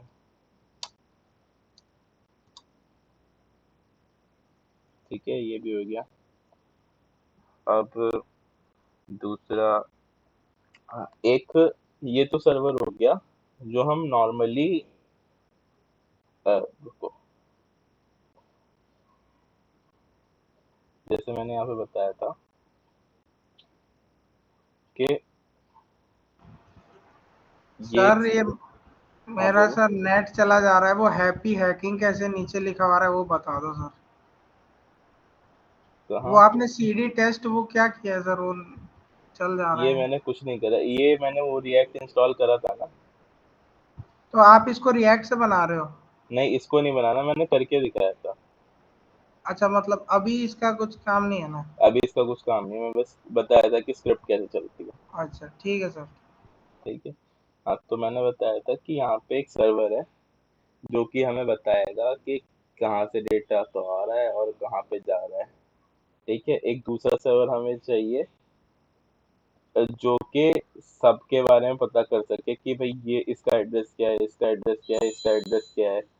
तभी तो हम, जैसे मान लो मुझे नंबर 1 को नंबर 2 का एड्रेस बताना है, तो बता तो मैं दूंगा, लेकिन मुझे पता भी तो होना चाहिए ना, इस सर्वर को भी तो पता होना चाहिए ना। तो इसलिए हमें इसमें 2 सर्वर को यूज करना पड़ेगा। एक तो हमें बड़ा सर्वर जो एक्सप्रेस से बनता है, जिससे हम EJS वगैरह होस्ट करेंगे, HTML होस्ट करेंगे, वो सर्वर हो गया। दूसरा सर्वर होगा PRJS का सर्वर। इसका सर्वर PRJS दिख नहीं रहा, PRJS का सर्वर, जिसका काम बस ये होगा सबके एड्रेस को अपना हिसाब किताब रखना। ठीक है, और ये सब कुछ इंटरनली कर रहा होगा, हमें ऐसा कुछ लगेगा भी नहीं कि भाई ये तो कुछ बड़ा काम हो रहा है। सब कुछ इंटरनली अपने आप हो रहा होगा। ये बस हिसाब किताब रखता है कि भाई इसका एड्रेस ये है, इसका ये है, इसका ये है। ठीक है, तो हम 2 सर्वर बना रहे हैं। हमेशा से हम खाली इतना ही बनाते थे, एक ही सर्वर बनाते थे, फिर हम ऐप डॉट गेट करके सारी चीजें करने लगते थे, टेस्ट करने लगते थे। अभी हम यहाँ पे एक और सर्वर बनाएंगे, बस यही इस प्रोजेक्ट को खास बनाता है, ये सर्वर। HTTP इनबिल्ट लाइब्रेरी, हमने इसको इंस्टॉल नहीं करा है। HTTP इनबिल्ट लाइब्रेरी है इसके अंदर Node.js में। मतलब हम इसको इंस्टॉल ना भी करें तो भी हम HTTP चला सकते हैं। ठीक है, एक ये हो गया। अब हम अपने सर्वर को इसका टेस्ट काम करें। क्या है सर? इसका काम क्या है सर्वर का? क्या फिर इसका वर्क क्या है? क्या बोल रहे हो? तो इसका वर्क क्या है? वर्क हाँ मैं बता रहा हूँ ना, ये एक और सर्वर क्रिएट कर रहे हैं हम। देखो, एक तो सर्वर हो गया हमारा ये वाला एक्सप्रेस एक्सप्रेस वाला। हाँ ये सर्वर एक्सप्रेस वाला हम क्यों यूज कर रहे हैं? क्योंकि हमें इसमें कॉम्प्लिकेटेड काम करना होगा। हमें इसमें एक EJS फाइल होगी, उसको रेंडर हाँ करना होगा। तो ये सारी चीजों के लिए हमें कॉम्प्लेक्स काम करना है, इसलिए हम एक्सप्रेस सर्वर यूज कर रहे हैं। एक दूसरा सर्वर जो मैंने बोला, जिसका काम सिर्फ ये होगा कि इसका एड्रेस पता लगाना है या कॉल करना है, अच्छा ठीक। इन सबके एक मैसेज ब्रॉडकास्ट करना है, ये काम होगा इसका। तो ये काम हमें कुछ कॉम्प्लेक्स नहीं करना होगा, ये काम सब ये क्या कहते हैं, पीयर पीयर जो है पीयर जे से खुद करेगा। इसीलिए हम इसके लिए एक सिंपल सा HTTP का सर्वर बना रहे हैं। हम चाहें तो इसके लिए भी एक्सप्रेस का सर्वर बना सकते हैं, लेकिन हम इसको ओवरलोड नहीं करना चाहते, इसीलिए हम एक सर्वर तो बना रहे हैं एक्सप्रेस का, एक सर्वर बना रहे हैं नॉर्मल HTTP का। हाँ सर। ठीक है, अब अपने सर्वर को टेस्ट करने के लिए जैसे हमेशा करते हैं, ये कर लेते हैं एक डिफॉल्ट मतलब होम पेज पे इसको रिस्पॉन्स भेज देते हैं, हेलो वर्ल्ड भेज देते हैं। सर अंदर फंक्शन लिखना पड़ता था ना कुछ ऐसे हाँ वहाँ पर रिक्वेस्ट के पास? हाँ देख, मैं भी बताता हूँ क्या करते हैं। ये ये एक्सप्रेस जो है, ये वैसे मैंने पहले बताया था, वीडियो देख सकते हो, लेकिन फिर भी एक बार बता देता हूँ तो रिवाइज हो जाएगा। एक्सप्रेस कैसे काम करता है ये बता देता हूँ। एक्चुअली ये प्रोजेक्ट बहुत छोटा सा है, लेकिन ये ना बहुत कॉम्प्लेक्स प्रोजेक्ट है। बहुत छोटा है लेकिन कॉम्प्लेक्स है, इसलिए मैं थोड़ा हल्के हल्के चल रहा हूँ ताकि ओवरलोड ना हो। तो मैं एक सर एक आप चीज 3 क्लास दे दीजिए ना सर, अगर 2 क्लास के बजाय 3 रिवाइज भी हो क्लासेस जाए। देखिए, अगर कल तक नहीं हो पाया तो वैसे थोड़ी है मैं कल जबरदस्ती कंप्लीट कराऊंगा। हाँ अगर कल सर। भी नहीं हो पाया तो फिर एक क्लास एक्स्ट्रा कर लेंगे। हाँ सर। हाँ सर। तो क्या है, एक्सप्रेस कैसे काम करता है? हमारे पास ये क्लाइंट है, ये हमारा लैपटॉप या कंप्यूटर है, ठीक है। ये हमारे पास एक्सप्रेस है, सर्वर है ये हमारे पास। तो एक्सप्रेस कैसे काम करता है? यहाँ पे रिक्वेस्ट जाती है इसके पास, और यहाँ पे ना ब्लॉक्स होते हैं छोटे छोटे ब्लॉक्स। हर ब्लॉक की अपनी फंक्शनैलिटी होती है। एक तो होता है हमारे पास एंट्री ब्लॉक, एक होता है हमारे पास एग्जिट ब्लॉक। एग्जिट ब्लॉक जो होता है वो सीधे इसके पास रिस्पॉन्स भेज देता है, इसके पास से आई रिक्वेस्ट हमारे क्लाइंट के पास से, और क्लाइंट के पास वापस जा रहा है रिस्पॉन्स। अब रिस्पॉन्स क्या होगा, कैसा होगा, वो डिसाइड करता है हमारा ये एक्सप्रेस। ये मान लो मैं अभी एक्सप्रेस सर्वर को एक्सप्रेस ही मान लेते हैं, हम बोल रहे हैं सर्वर में और कुछ है ही नहीं, एक्सप्रेस है बस। अभी सिर्फ इतना ही सर्वर है। इस ऐप में थोड़ा कॉम्प्लेक्स है, हम एक और सर्वर बना रहे हैं, लेकिन अभी हमने मान लिया कि सिर्फ सर्वर एक एक्सप्रेस है।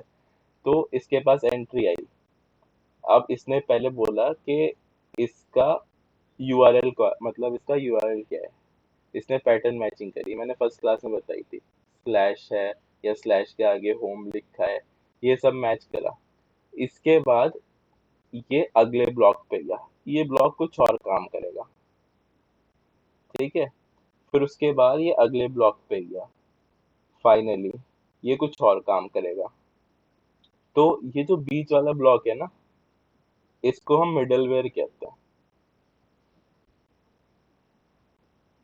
और ये मिडलवेयर एक नहीं, ये बहुत सारे हो सकते हैं। जैसे कि ये एक तो हो गया ये। अब हमें चेक करना है ऑथेंटिकेशन के जैसे फेसबुक है, वो कह रहा है कि भाई अगर ये ऑथेंटिकेटेड है तो इसको इस यूआरएल पे ये पर्टिकुलर पेज दिखाओ। अगर ये ऑथेंटिकेटेड नहीं है तो इसको दूसरा पेज दिखाओ। ये भी हम कर सकते हैं, बीच में एक लॉजिक डाल दिया, ये कर दिया। मतलब हम यहाँ पे बहुत सारे लेयर बना सकते हैं, जैसे कि अभी जो पहले क्लास ले रहा है उसको पता होगा, हम बीच में एक बॉडी पार्सर नाम की लेयर डाल रहे थे। बॉडी पार्सर उस नाम के लिए डाल रहे थे। वो क्या कर रहा था, फंक्शनैलिटी जो भी रिक्वेस्ट आ रही थी उसको डिकोड कर रहा था। उसके अंदर जो बॉडी थी, रिक्वेस्ट में हम फॉर्म भर रहे थे, उस फॉर्म के अंदर जो जो वैल्यूज थी ना वो ऐसे ही दिखती हैं, उसको डिकोड करना होता है। तो ये बॉडी पार्सर उसको डिकोड कर रहा था, वो एक मिडलवेयर था। अब इस मिडलवेयर को थियोरेटिकली तो हमें समझ में आ गया भी ऐसा ऐसा कुछ कर रहा है ये, लेकिन ये दिखेगा कैसा? तो ऐसा होता है, ये है एक, ये हो गया हमारा पहला मिडलवेयर, पहला ब्लॉक। और ये हो गया हमारा लास्ट ब्लॉक, जहाँ पे हम रिस्पॉन्स डॉट सेंड कर रहे हैं। हम इसके बीच में ना कुछ भी डाल सकते हैं, जैसे मैं एक मिडलवेयर बनाऊं ऑथ, और मैं इसके बीच में डाल दूं। मैं एक मिडलवेयर इंपोर्ट करूं बॉडी पार्सर, उसको मैं इसके बीच में डाल दूं। ऐसे करके ना मैं लंबी लिस्ट बना सकता हूँ। तो अभी के लिए क्या है इस प्रोजेक्ट के लिए, अभी मैंने लास्ट प्रोजेक्ट में अगर वीडियो देखो तो मैंने बॉडी पार्सर डाल रखा है यहाँ पे। फिर उसके बाद उसको मैंने हटा के यहाँ पे एक्सप्रेस यूज कर दिया, ताकि वो हर रिक्वेस्ट के लिए बन जाए। अब हर राउट के लिए हमें करना वो फिर पुरानी बात रिपीट होगी पूरी, वो देख लेना पुरानी वीडियो। तो ऐप यूज करके हम उस मिडलवेयर को हटा भी सकते हैं यहाँ से, कि यहाँ पे लिखना ना पड़े पर यूज हो। तो ऐसा ही है, पहला तो ये हो गया हमारे पास। उसके बाद ये लास्ट है कि जब उन सब मिडलवेयर से आ जाए बाहर, यहाँ से जैसे ऑथेंटिकेशन से भी आ जाए, बॉडी पार्सर से भी आ जाए, तो ये फंक्शन एग्जीक्यूट कर दो। ये लास्ट फंक्शन है, इसको एग्जीक्यूट कर दो जब ये सारे मिडलवेयर से पास हो जाए। ठीक, उस फंक्शन को एग्जीक्यूट करने के लिए, उस फंक्शन में क्या एग्जीक्यूट कर रहे हैं हम रिस्पॉन्स सेंड कर रहे हैं हेलो वर्ल्ड। यानी कि जब हम स्लैश इसमें जाएंगे ना इसके होम पेज में, तो हमारे पास उसमें सामने बड़ा बड़ा दिखाई देगा हेलो वर्ल्ड। ठीक है, करो npm स्टार्ट, इसको सेव कर दो। npm स्टार्ट से, अच्छा मैंने ये भी नहीं लिखा ना शायद। स्टार्ट नहीं लिखा वहाँ पर आपने। हाँ, इसके अंदर हमें स्क्रिप्ट में लिखना पड़ता है कि स्टार्ट कैसे करना है। इसे स्टार्ट करने के लिए हम, जब हमें नोड मॉन यूज नहीं करना होता तो हम ये सीधे नोड लिखते हैं, और इसमें हम नोड मॉन लिख रहे हैं, ताकि हमें सर्वर को बार बार रिस्टार्ट ना करना पड़े हर चेंज करने के बाद। ठीक है, सर्वर npm स्टार्ट, और ये इसने बोला कि एरर है। एरर सर क्या वो है? सर्वर सर वो कोड वाला भी तो बताना पड़ेगा ना। अच्छा मैंने ये बाहर है ना, cd सेशन 10 स्लैश cd, पता है क्या करता है? नहीं सर बता दीजिए। इस डायरेक्टरी में जाता है। अभी हम इस कोड फोल्डर में, उसके बाद सेशन 10 में जाओ, उसके बाद वीडियो चैट में जाओ।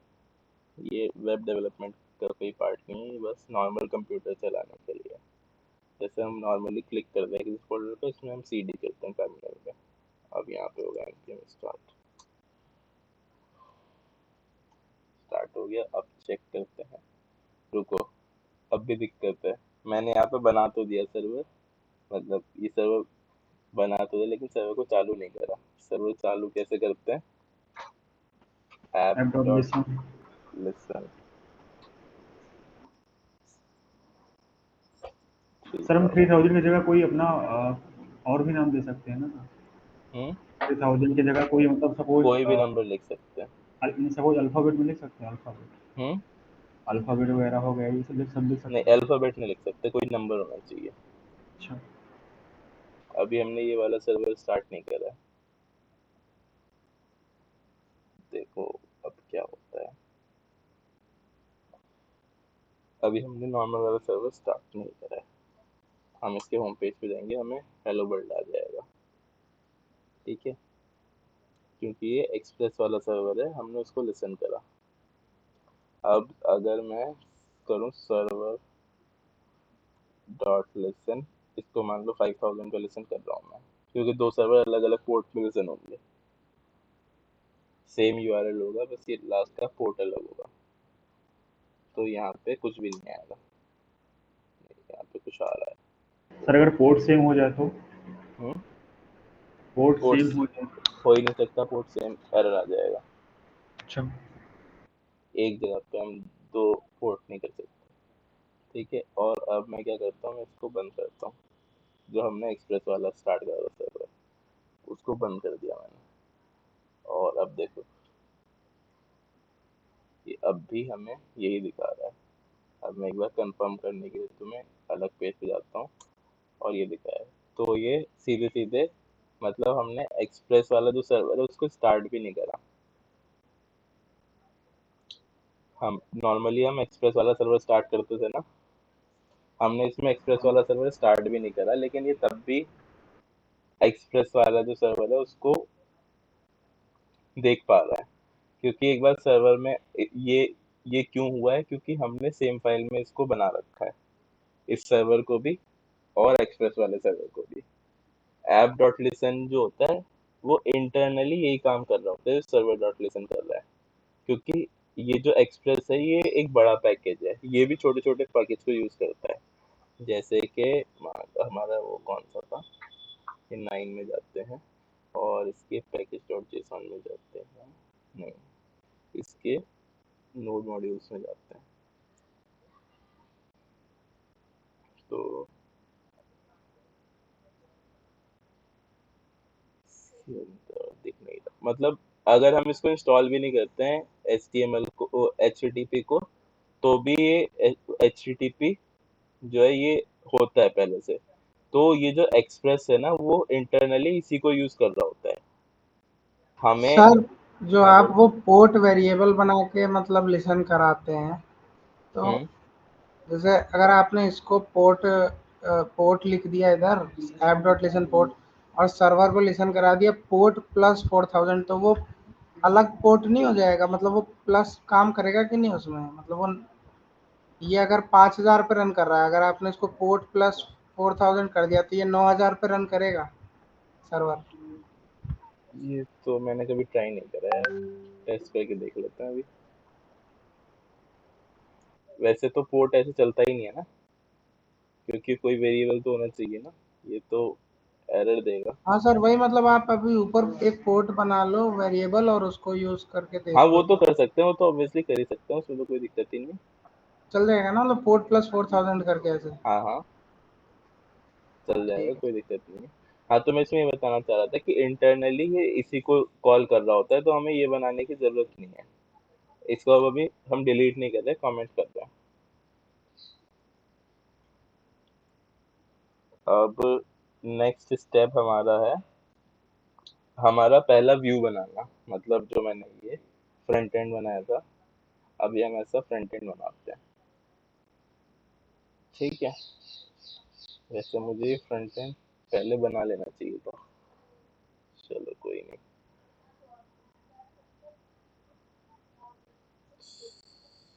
10 ये रहा। इसमें एक फोल्डर बनाओ व्यूज नाम का, व्यूज। और इस व्यूज फोल्डर में एक चीज बनाओ, क्या नाम लिखें, रूम लिख देते हैं, रूम डॉट ईजेस, ठीक है। और जब हम व्यू ये ईजेस यूज करते हैं, तो मैंने पहले पहले जो प्रोजेक्ट में ईजेस यूज करा है, जैसे लास्ट प्रोजेक्ट में करा है और उससे पहले सिखाने के लिए करा था। तो इसके लिए हम क्या करते हैं, ऐप डॉट सेट, क्योंकि व्यू इंजन ना बहुत सारे टाइप के होते हैं, ये जो टेम्पलेट्स होते हैं बहुत सारे टाइप के होते हैं। इसमें से सबसे फेमस ईजेस है, एक पग होता है और एक शायद हैश होता है, तो ऐसे बहुत सारे होते हैं। हम ईजेस यूज करें क्योंकि ईजेस सबसे ज़्यादा फेमस है और सबसे ज़्यादा यही यूज होता है। अब हमने ये बना लिया। अब ये जब हम चाहें हम इसकी जगह इस पेज को भेज सकते हैं, जो भी हम इसके अंदर व्यू के अंदर रूम डॉट ईजेस बना रहे हैं हम इसको भेज सकते हैं। तो सर हमें, हाँ बोलो। सर ये डॉट सेट क्या कर रहा है? Dot set, app dot set, तो इसका वर्क क्या है ऐप डॉट सेट का? ऐप डॉट सेट, हाँ ये हाँ बता रहा हूँ। इसकी ना बहुत सारी प्रॉपर्टीज हैं एक्सप्रेस की। मैंने बताया कॉम्प्लेक्स पैकेज है, हमें बाहर सरफेस में सिर्फ ना देख लेंगे, इंटरनली बहुत ज़्यादा इसके बहुत सारी कॉम्प्लेक्सिटी है इसके अंदर। एक व्यू इंजन प्रॉपर्टी है इसकी एक्सप्रेस की, हाँ मतलब कि जो हम टेम्पलेट यूज करेंगे उस टेम्पलेट का फॉर्मेट क्या होगा। हाँ जैसे यहाँ पे हमने फॉर्मेट लिखा EJS, हमने डाउनलोड करा EJS, तो हम ये बता रहे हैं इसको एक्सप्रेस जेएस को कि हम EJS टाइप के टेम्पलेट बनाएंगे, ताकि हमें कहीं पे एक्सप्लिसिटली मेंशन ना करना पड़े। एक जगह पे मेंशन हो गया, अब हम जहाँ पे भी बोलेंगे कि भाई रूम सेंड कर दो, तो ये वो रूम सेंड कर देगा यहाँ पे, रूम को रेंडर करके अपने आप, वो कंफ्यूज नहीं होगा कि भाई ये रूम तो डॉट सर EJS जैसे वाला क्या। आपने ये कॉमा के बाद जो गैप दिया है सेट में व्यू इंजन के बाद, ये क्या फिक्स्ड है क्या? ये मतलब ये गैप हमको भी देना ही पड़ेगा मतलब कॉमा के क्या बाद? क्या ऐप डॉट सेट वाले में व्यू इंजन के बाद कॉमा के बाद आपने जो गैप दिया है वो दिए बिना चलेगा या नहीं है? नहीं, ये तो कोई दिक्कत नहीं है, चलो आप दिए बिना चल चला जाएगा। लेकिन अभी मैं सेव करूंगा तो मेरे में अपने आप गैप आ जाएगा, क्योंकि मैंने प्रिटियर एक एक्सटेंशन होती है वो डाल रखी है। सब मैं इसलिए पूछ रहा हूँ क्योंकि मैंने एक बार मतलब बिना गैप डाले किया था ना तो नहीं चला, फिर गैप डाला तो चल गया। नहीं, ऐसा नहीं हो सकता। HTML में ऐसी चीजें होती हैं, लेकिन ये तो जावास्क्रिप्ट है, यहाँ पे कॉमा अपने आप एक कंजंक्शन होता है, पंक्चुएशन होता है जो भी है। तो आपके ये पास कौन कॉमा से को एक सेपरेट कॉमा क्या की चीज को सेपरेट चीज मान लेता है। ठीक सर है आप कौन से एक्सटेंशन बता रहे हैं सर अभी? ये सेव करने वाली हाँ कुछ बताया कि मेरे पास प्रिटियर नाम की, प्रिटी। लेकिन वो ऐसे अपने आप सेव नहीं करती है। जब हम प्रिटियर डाल लेते हैं उसके बाद हमें सेटिंग्स में जाके सेट करना पड़ता है कि सेव करने पे ये प्रिटियर चला दो। तो उसके लिए यूट्यूब पे ट्यूटोरियल देख लेना कोई से कि ऑन प्रिटिफाई ऑन सेव ऐसे करके कुछ डाल देना, आ जाएगा। सर ये तो राइट क्लिक से भी हो जाता है ना, इसे राइट क्लिक करके किस तरह से ब्यूटीफाई करना है वो हो जाता है। हाँ मतलब उस वो तो कर ही सकते हैं, लेकिन वो बार हमें, बार करना पड़ेगा फिर। हाँ तो ये जैसे सेव करो अपने आप हो जाता है। तो अब हम अपना रूम बना लेते हैं। रूम में क्या है, पहले तो एक तो ये है वीडियो चैट, ऊपर ऐप बार है, साइड में चैट है, साइड में बटन है, और एक यहाँ पे एक इनविजिबल एलिमेंट है जिसके अंदर ये सारी वीडियोस होंगी। सर आप EJS से फ्रंट एंड बना रहे हैं ऐसा? हाँ, EJS से फ्रंट एंड बना रहा है। EJS पहले तो सिर्फ उसकी तरह ही लगती है नॉर्मल HTML की तरह, बस उसके अंदर कुछ चीज़ें चेंज हो जाती हैं। EJS के लिए एक क्लास ली थी मैंने पहले, इसको कह देते हैं वीडियो चैट, ठीक है। अब एक, चलो वो बाद में करेंगे। आइकन का एक हम क्या करते हैं, इसके अंदर एक स्क्रिप्ट टैग डाल देते हैं कि जो रूम आईडी है, रूम आईडी एक वेरिएबल बना लेते हैं।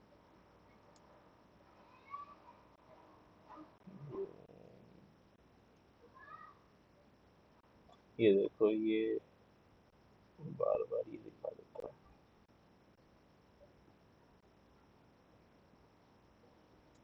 PHP, पता नहीं इसको क्यों लगता है PHP में कोडिंग करता हूँ। ये देखो, ये है EJS का सिंटैक्स, रूम आईडी,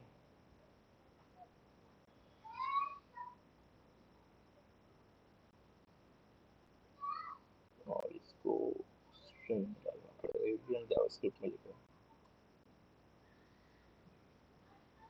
सर आप अगर जावा, स्क्रिप्ट अलग से फाइल बना दीजिए। क्या स्क्रिप्ट की अलग से फाइल भी बना सकते हैं ना, बाद में लिंक। एक मिनट तो आवाज साफ नहीं आ रही शायद इसकी वजह से।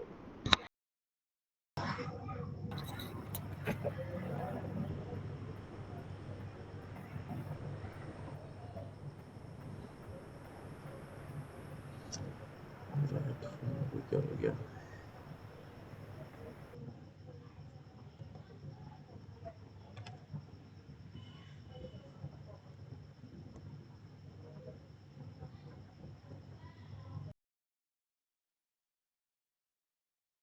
अब पूछो। मैं कह रहा था सर कि अब स्क्रिप्ट की अलग से भी फाइल बना सकते हैं ना हम लोग, हाँ, अलग से तो फाइल बना सकते हैं, बाद लेकिन में लिंक कर दें। हाँ कर सकते हैं, लेकिन अभी मैं चाह रहा था सिर्फ इतना ही, एक ही लाइन है, तो एक लाइन की अलग फाइल बनाने का कोई सेंस नहीं है। हाँ सर। अभी हम एक अलग फाइल बनाएंगे जावास्क्रिप्ट के लिए, जिसमें PRJS के पूरा लॉजिक होगा, फ्रंट एंड वाला। सर सर ये ऑटो सजेशंस कैसे देता है आपका एडिटर? लाइक जैसे आपने ये बॉडी में आया तो सीधा ये दो लाइक डार्क में जो आ रहा है कैसे आते हैं? लेवल में आता है? आवाज क्या क्लियर नहीं है, एक मिनट दोबारा बताओ। हेलो। मैं बोल रहा था कि आपके एडिटर में ना जैसे आप ड्यू में जाते हैं तो जैसे वो अपने आप कैसे आ गया था वो? लाइक आपको ना केवल वो टैब दबाना होता है और वो फिर अपने आप लिख जाता है, अच्छा लेकिन अच्छा, वो ना एक्सटेंशन है गिटहब कोपायलट, लेकिन वो ना सबको नहीं मिलती है। उसके लिए पहले बेटा में एनरोल करना पड़ता है, उसके बीटा में। उसके बाद अगर तुम्हारा नंबर आया तो मिलती है, अगर नहीं आया तो नहीं मिलती है। अच्छा तो वो तो मैंने रजिस्टर किया हुआ है। हाँ, तो उस वही है ये।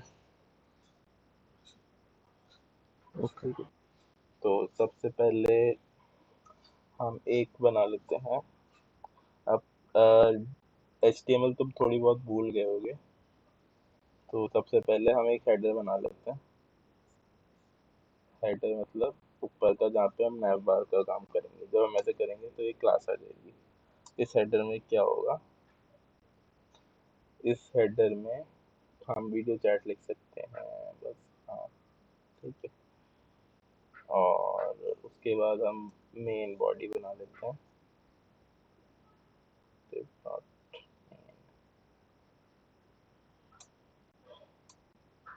बॉडी में क्या था, एक तो लेफ्ट पार्ट है ये, एक राइट पार्ट है चैट वाला। तो पहले लेफ्ट पार्ट बनाते हैं।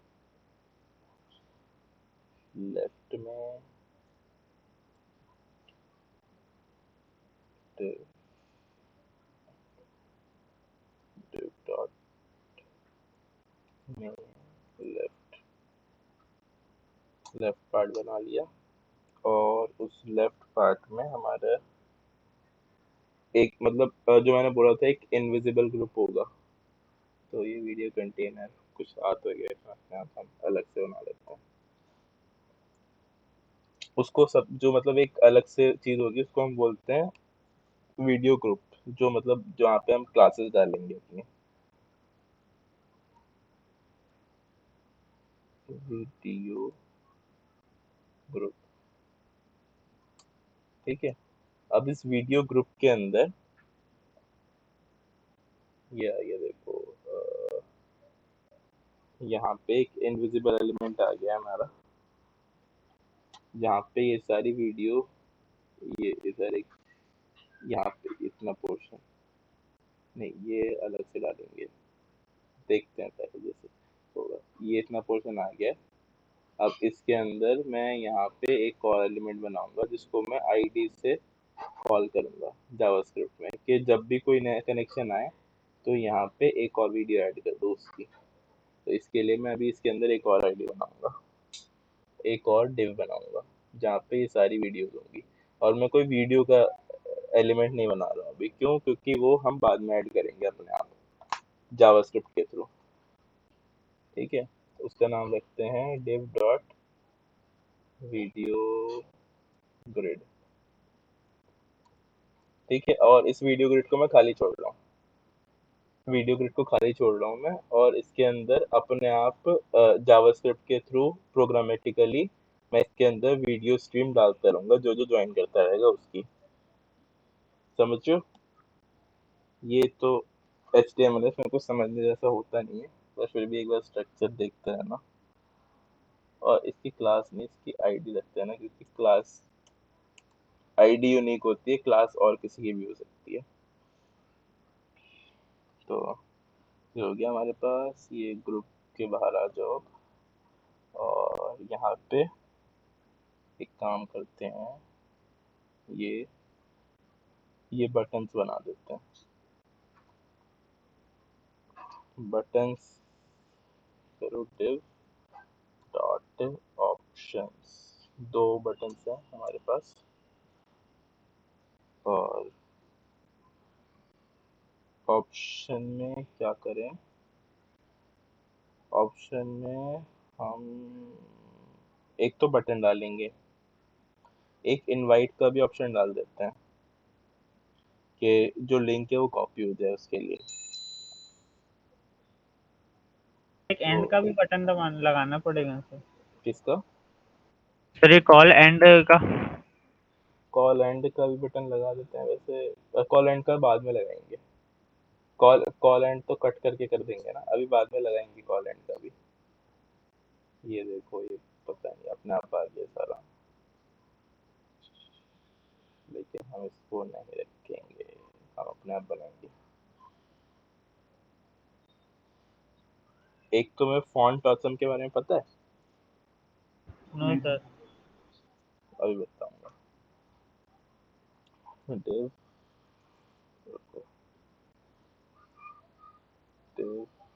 ऑप्शंस लेफ्ट, ऐसा करते हैं। यहाँ पे तो ये दोनों बटन बना देते हैं और यहाँ पे एक इनवाइट का बटन बना देते हैं। इनवाइट के बटन पे क्लिक करेंगे तो यूआरएल को कॉपी कर लेंगे। बाद में एक काम करेंगे, ये इनवाइट के साइड में या फिर जहाँ पे भी तुम बोलो वहाँ पे एक एंड का बटन बना देंगे, एंड कॉल का लेफ्ट लेफ्ट में बना देंगे। अभी के लिए खाली जितना है उतना रखते हैं। ऑप्शन लेफ्ट, ठीक है। और लेफ्ट में हमें 2 चीज़ें चाहिए। एक तो चाहिए हमें div, एक तो हमें बटन चाहिए कौन सा, म्यूट का बटन चाहिए ना, एक वीडियो का, एक माइक्रोफोन का। एक म्यूट का बटन बना देते हैं और एक बना देते हैं वीडियो बंद करने का, ठीक है। वीडियो स्टॉप, ठीक है। 2 बटन और राइट साइड में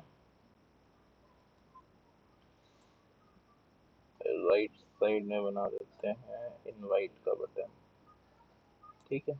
अब मैं तुम्हें फॉन्ट ऑसम के बारे में बता रहा था। फॉन्ट ऑसम क्या है, जैसे कि हम पहले कोई भी आइकन डाल रहे थे, जैसे हमने अपने पोर्टफोलियो में मेन्यू जो था उसका आइकन डाला था, तो हमने क्या करा था, उसकी इमेज निकाली थी और उसको इमेज को यहाँ पे लिंक करा था मैंने, याद है? मैंने हाँ वो जो ए बनाया था। 3 डैश से थे उसको डाउनलोड किया था एज एन इमेज और फिर मैंने उसको लगाया था। अब अगर मैं हर एक आइकन, जैसे कि इसमें मान लो इसमें एक ये आइकन है, ये आइकन है, ये आइकन है, ये आइकन है, ये, अगर मैं हर एक आइकन के लिए ऐसी इमेज डालूं और फिर उसको बनाऊं तो बहुत कम्बरसम हो जाएगा। तो इसके लिए बहुत सारी लाइब्रेरीज होती हैं जो हमारा ये काम आसान बना देती हैं। वो क्या होता है, फॉर एग्जाम्पल, मतलब बहुत सारी है, उनमें से एक सबसे पॉपुलर है फॉन्ट ऑसम। फॉन्ट ऑसम ये क्या करता है, इसके डॉक्यूमेंटेशन में देखो, पहले स्टार्ट करके ही करते हैं। रुको,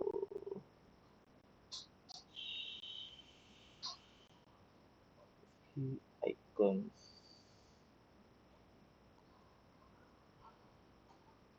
मतलब इसमें ये सारे आइकन्स ऑलरेडी होते हैं, हमें सिर्फ लिखना होता है। तो हम इसको अपनी HTML में कैसे इंटीग्रेट कर सकते हैं, इसको HTML में इंटीग्रेट करने के लिए हमारे पास ऑप्शन होता है कि पहले तो सामने आता था वो लिंक, हम कर सकते हैं CDN किसी भी कोई भी जावास्क्रिप्ट को जो हमें एक्सटर्नली लेनी होती है उसके लिए यूज करते हैं CDN। जैसे कि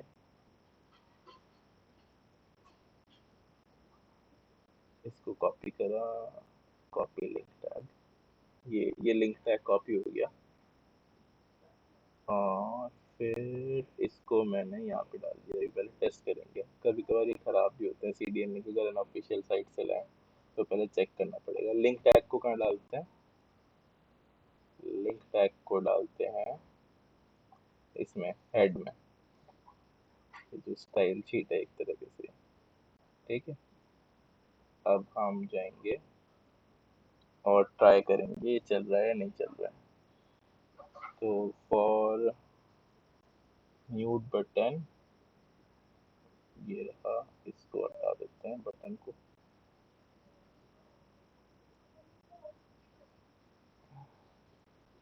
चेक करते हैं चल रहा है नहीं चल रहा है। नहीं अभी तो दिखेगा ही नहीं ना, तो पहले पूरा बना देता हूँ मैं। ये हम यूज कर पा रहे हैं बिकॉज हमने ये फॉन्ट पास ऑटम। क्या है सर? ये हम्म पास ऑफ फॉर्म माइक्रोफोन स्लैश, अच्छा हाँ, क्लास का नाम है। ये क्लास का नाम है, और ये क्या तरीका है, ये फॉन्ट ऑसम का फॉर्मेट है। इसकी डॉक्यूमेंटेशन में जाओ, फॉन्ट ऑसम की, ये सारी चीज़ें याद करने की ज़रूरत नहीं है। इसकी डॉक्यूमेंटेशन में जाओ और ये सारे आइकन्स दिख जाएंगे तुम्हें। जैसे तुम्हें ये डालना है, एड्रेस बुक डालनी है, तो ये लिख दो क्लास के अंदर, ठीक है। तुम्हें कोई कार्ड डालना है, ये लिख दो। इस तरीके से बैटरी का कोई भी आइकन डालना है, और तुम ये ये उसके जो कोड वर्ड में लिखा होता है, ऐसा लिख सकते हैं। जैसे और सर इसके, आपने ये डाला क्या कहते हैं, हेलो हाँ सर आपने ये जो कहाँ पर मतलब लिंक पेस्ट की थी वो वाली फॉन्ट ऑसम की? फॉन्ट ऑसम की लिंक मैंने पेस्ट कर दी थी यहाँ सबसे ऊपर। और इसको हम ऐसे भी कर सकते हैं, ये लिंक जैसे थोड़ी बड़ी सी लग रही है, मैंने CDN से करी है, इसको W3 स्कूल से करो तो फॉर एग्जांपल यहाँ से, तो ये छोटी सी लिंक होगी इसमें कोई, हाँ ये रहा, ये बेस्ट है। इतने बड़े को यहाँ पे उतना बड़ा करने की जगह ये डाल दो, ठीक है। तो मतलब ये तुम CDN की लिंक कहीं से भी सर्च करके डाल सकते हो, इसमें कोई बड़ी बात नहीं है। और ये इसको शायद ऐसे ही करना होगा खाली। और सेम हमें एक माइक्रोफोन का चाहिए, एक हमें चाहिए वीडियो का। वीडियो के लिए क्या होता है वो देखना पड़ेगा, शायद वीडियो कैमरा ही होता है। सजेशन आ जाएगा, तो रुको।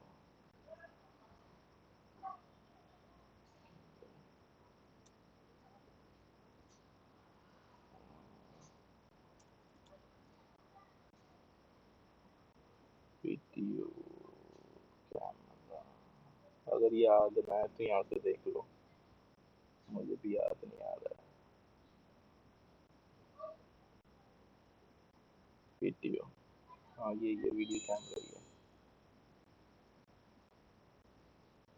वीडियो कैमरा यही रखी है मैंने। ओके, और इनवाइट के लिए कौन सा करें? इनवाइट के लिए यूज़र वाला जो होता है वो कर लेते हैं, यूज़र प्लस, ये कर लेते हैं कि लिंक कॉपी हो जाएगा, वो लिंक किसी को सेंड करो, उस लिंक पे ज्वाइन करेगा तो हमारी मीट में आ जाएगा। सर ये लिंक एक ही रहता है, मतलब बाकी क्लास से अपन इम्प्लीमेंट करते जाएंगे? मतलब सर इसका जो HREF लिंक ऊपर आप हाँ डाले हाँ, थे ये ऊपर वो लिंक एक एक ही ही रहेगा, रहेगा? हम बस ये क्लास डालते रहेंगे और वो इस क्लास के हिसाब से डिसाइड करता रहेगा कि इसको कैसा दिखना चाहिए। हाँ यस सर, ठीक है, क्लियर। कैफे यूज़र प्लस, अभी इसके अंदर CSS नहीं है तो ये बहुत ही भद्दा दिखेगा। अभी मैं इसको टेस्ट करके देखना चाहता हूँ, CSS बाद में, HTML बाद में कंप्लीट करेंगे। तो हमने यहाँ पे जब स्लैश था तो मैंने यहाँ पे लिंक भेजा था, मतलब ये टेक्स्ट भेज दिया था, सीधे सीधे स्ट्रिंग भेज दी थी हेलो वर्ल्ड। मैं क्या करूँ, इसकी जगह मैं करता हूँ रेंडर वर्ड लिखा, और वो जो ईजेस फाइल का नाम है ना, वो नाम लिख दिया मैंने। ठीक है, अब होपफुली कुछ दिखना चाहिए।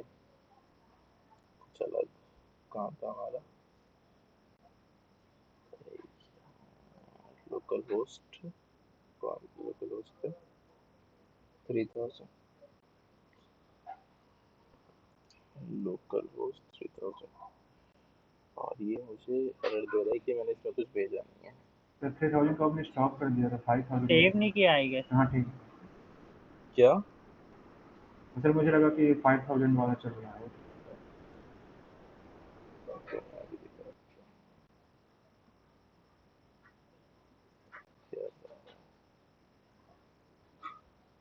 इसको हटा ही देते हैं अभी के लिए। सर सेव नहीं किया होगा फिर आपने।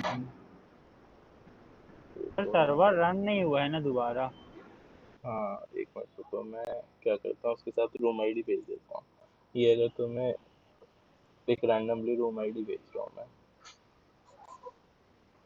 अभी इसको प्रोग्रामेटिकली बाद में भेजेंगे। अब चल गया है, सर आपने तो कैपिटल में दिया है ना रूम आईडी। यार पता नहीं, तो ये ना करता है ना हेडफोन में, कुछ अजीब सी आवाज आने लगती है बीच बीच में, और अब तो कनेक्ट भी नहीं हो रहा जल्दी से। सब ठीक करो।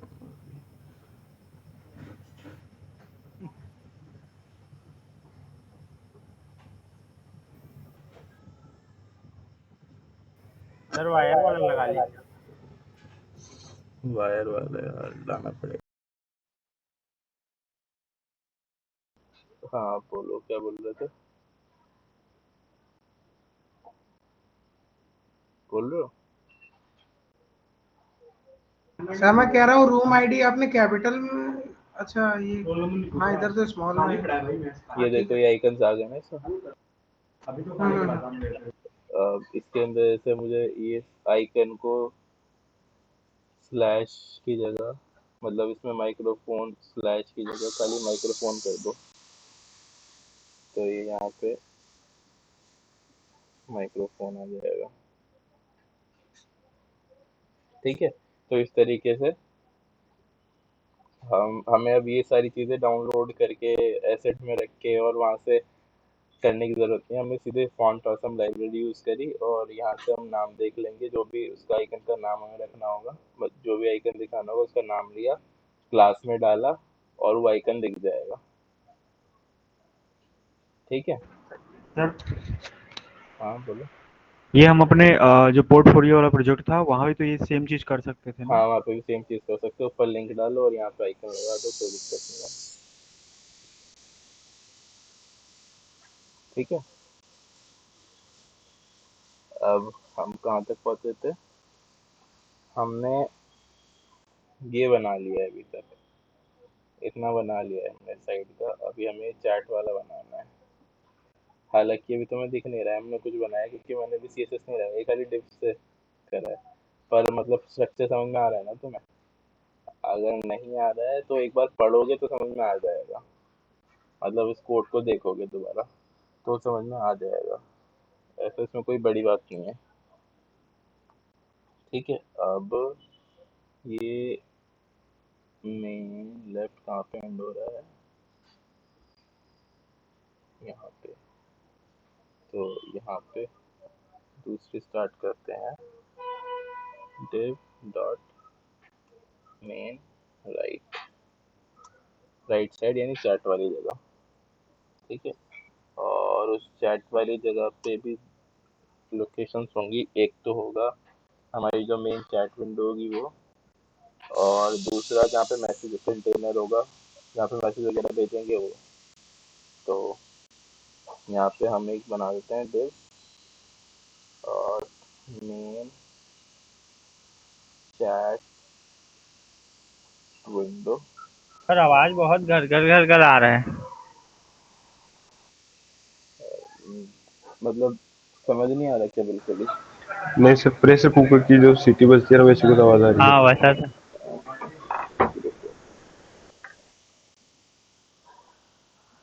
कुकर की सीटी बज ही रही है ना, अब कुकर की सीटी बंद हो गई। अच्छा बज रही है। हाँ, तो मेन चैट विंडो, उसके अंदर मैसेजेस होंगे।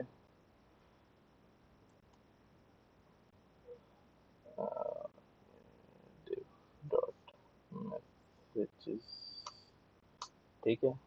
और ये तो चैट विंडो हो गई, और जहाँ से हम मैसेज भेजेंगे जो नीचे वाला ऑप्शन होगा चैट इनपुट, वो लिख सकते हैं। तो उसके लिए हम लिख देते हैं मेन मैसेज कंटेनर।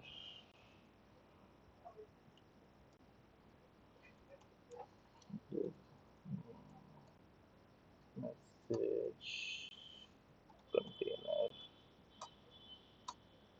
और उसके अंदर कंटेनर में एक तो इनपुट होगा हमारा, इनपुट, इनपुट की जो आईडी होगी, इनपुट को कोई आईडी देनी होगी क्योंकि हम जावास्क्रिप्ट के थ्रू मैसेज भेजेंगे। आईडी मतलब टेक्स्ट फील्ड है ये, आईडी दे देते हैं इसको चैट मैसेज। हम क्या करेंगे, जैसे कोई बटन दबाएगा हम इस चैट मैसेज को बाकी हर जगह ब्रॉडकास्ट कर देंगे, समझे? और इसके अंदर auto complete of, auto complete ये,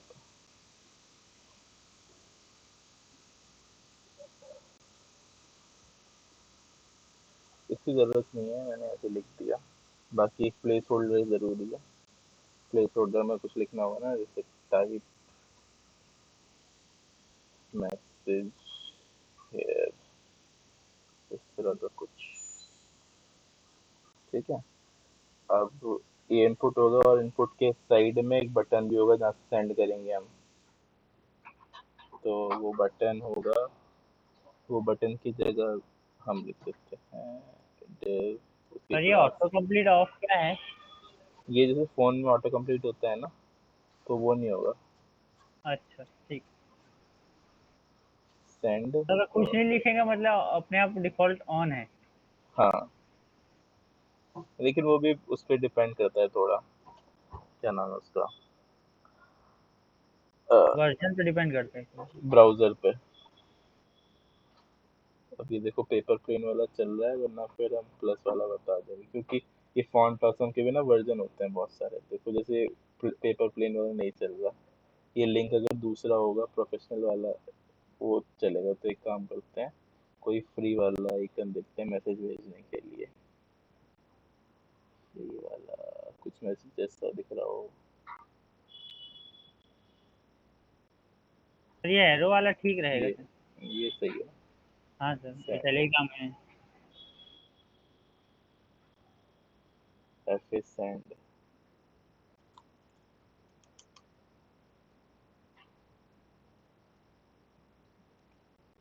देखो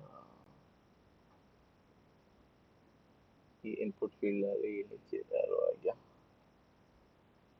ठीक है। ये एरो को राइट में हो सकता है नहीं? आप वो राइट में तो करेंगे ये भी, अभी तो ये पूरा ऐसा बनाएंगे ना हम, ऐसा अच्छा हाँ सर। पूरा चार्ट भी है अभी तो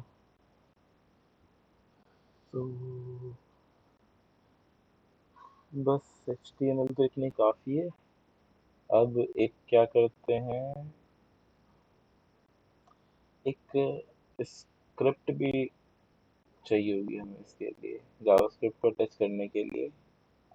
वहाँ पे हम एक जावास्क्रिप्ट अटैच कर देते हैं, स्क्रिप्ट src, और उसका URL लिखते हैं, स्क्रिप्ट लिख देते हैं स्क्रिप्ट डॉट जेएस। अब देखो मैंने स्टैटिक चीज़ डाली है यहाँ पे, ये प्रोग्रामेटिकली चेंज नहीं होगी। जो स्क्रिप्ट फाइल है, ये स्क्रिप्ट फाइल ही रहेगी। तो ये जब स्टैटिक चीज़ है तो ये कहाँ पे डलनी चाहिए, मतलब इसके लिए क्या होना चाहिए, कुछ खास होता है ना इसके लिए?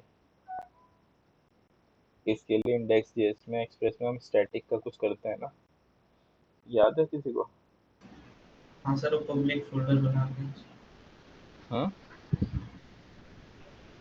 वो मतलब स्टैटिक का जो भी रहता है वो मतलब एक सेपरेट फोल्डर बना के, पब्लिक फोल्डर बना के यहाँ उसे पे एक मतलब फोल्डर बनाते हैं, फोल्डर बनाते हैं, उसका नाम क्या रखें? पब्लिक लिखते हैं, कुछ भी रख सकते हैं नाम, बस जो हम वहाँ पे नाम रखें वही हमें यहाँ पे रखना होता है। app.use, ठीक है।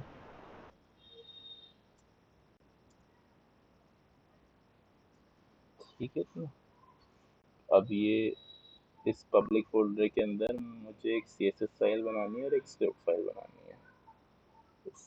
style.css,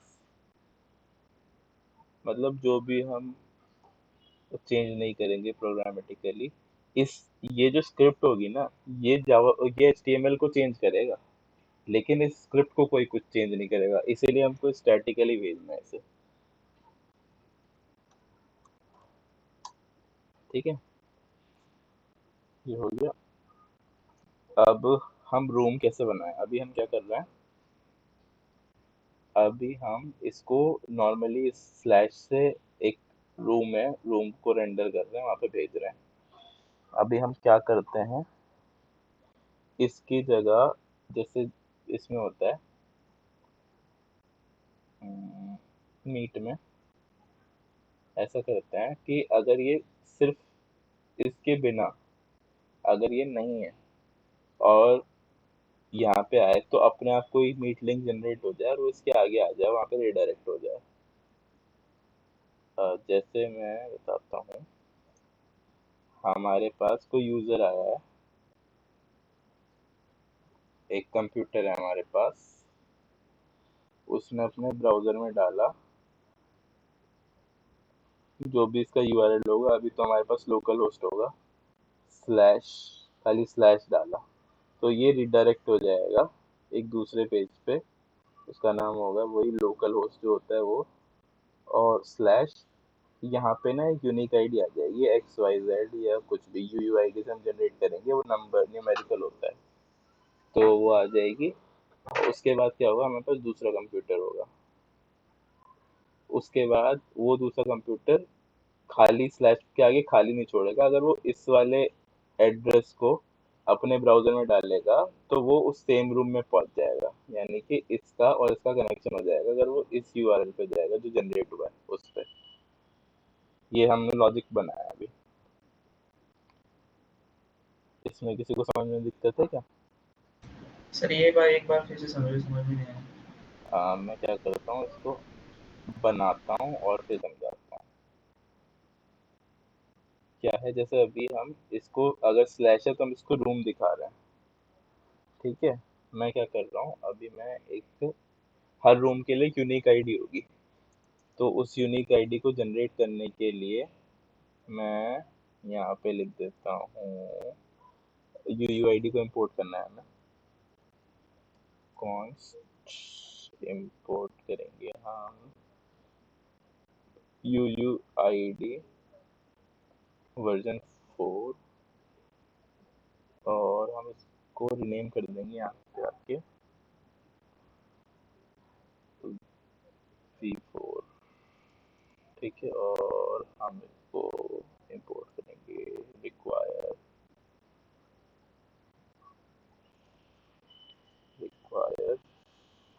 UUID, ठीक है। UUID पैकेज से हमने वर्जन 4 इंपोर्ट करा UUID का, और उसको यहाँ पे रीनेम कर दिया हमने।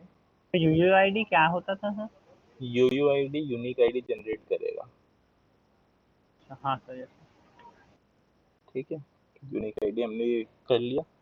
अब मैं क्या करूँगा, मैं बोलूँगा कि अगर ये ऐप डॉट गेट, अगर ये प्लेन आता है, मतलब इसका कोई आगा पीछा कुछ नहीं है, तो इसको ना ऐसे ही मत छोड़ो, इसको रिडायरेक्ट कर दो, इसको रिडायरेक्ट कर दो किसी रूम में, और वो रूम क्या होगा उसको हमें जनरेट करना होगा, this डॉट रिडायरेक्ट, रीडायरेक्ट, कहाँ पे रीडायरेक्ट करना है हमें, एक रूम में, और वो रूम क्या होगा, रूम हमें जनरेट करना होगा। और एक ये जावास्क्रिप्ट में होता है बैकटिक्स से जो स्ट्रिंग बनती है, इससे हम वेरिएबल को स्ट्रिंग के बीच में यूज कर सकते हैं इस फॉर्मेट में। ठीक है, और तो हमने क्या करा, ये UUID है। एक बार मैं तुम्हें ये बैकटिक भी समझा देता हूँ। जैसे कि हमारे पास ये एक अलग जगह से समझाता हूँ। नोड, ये नोड है, यहाँ पे इंटरप्रेट, यहाँ पे जैसे पाइथन का होता है ना, वैसे इसमें जावास्क्रिप्ट चलती है। तो यहाँ पे हम करेंगे, एक वेरिएबल बनाया हमने, वेरिएबल का नाम रखा const k is equal to 25, ऐसे नंबर 25। ठीक है, अब मैं करता हूँ कंसोल डॉट लॉग, और यहाँ पे मैं नॉर्मल स्ट्रिंग की जगह इससे स्टार्ट करता हूँ, और मैं लिखता हूँ माय लकी नंबर इज, और फिर जो मुझे वेरिएबल यूज करना है मैं उस वेरिएबल को ऐसे इस फॉर्मेट में लिख दूंगा। तो ये रिप्लेस हो जाएगा। समझ में आया? किसी को कोई डाउट?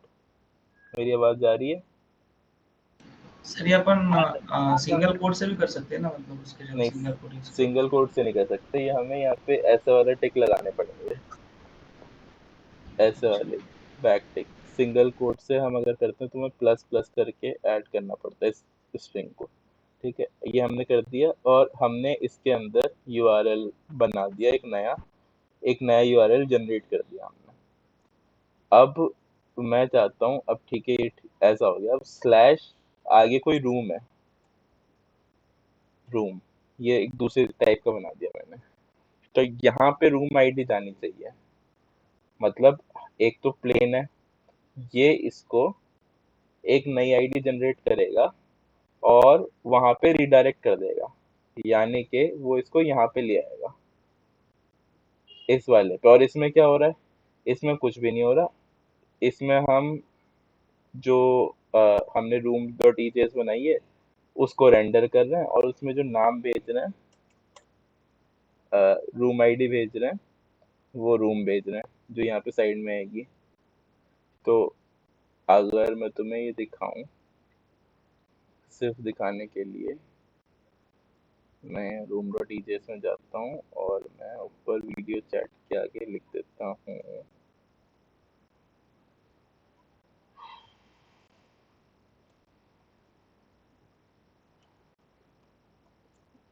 Room ID.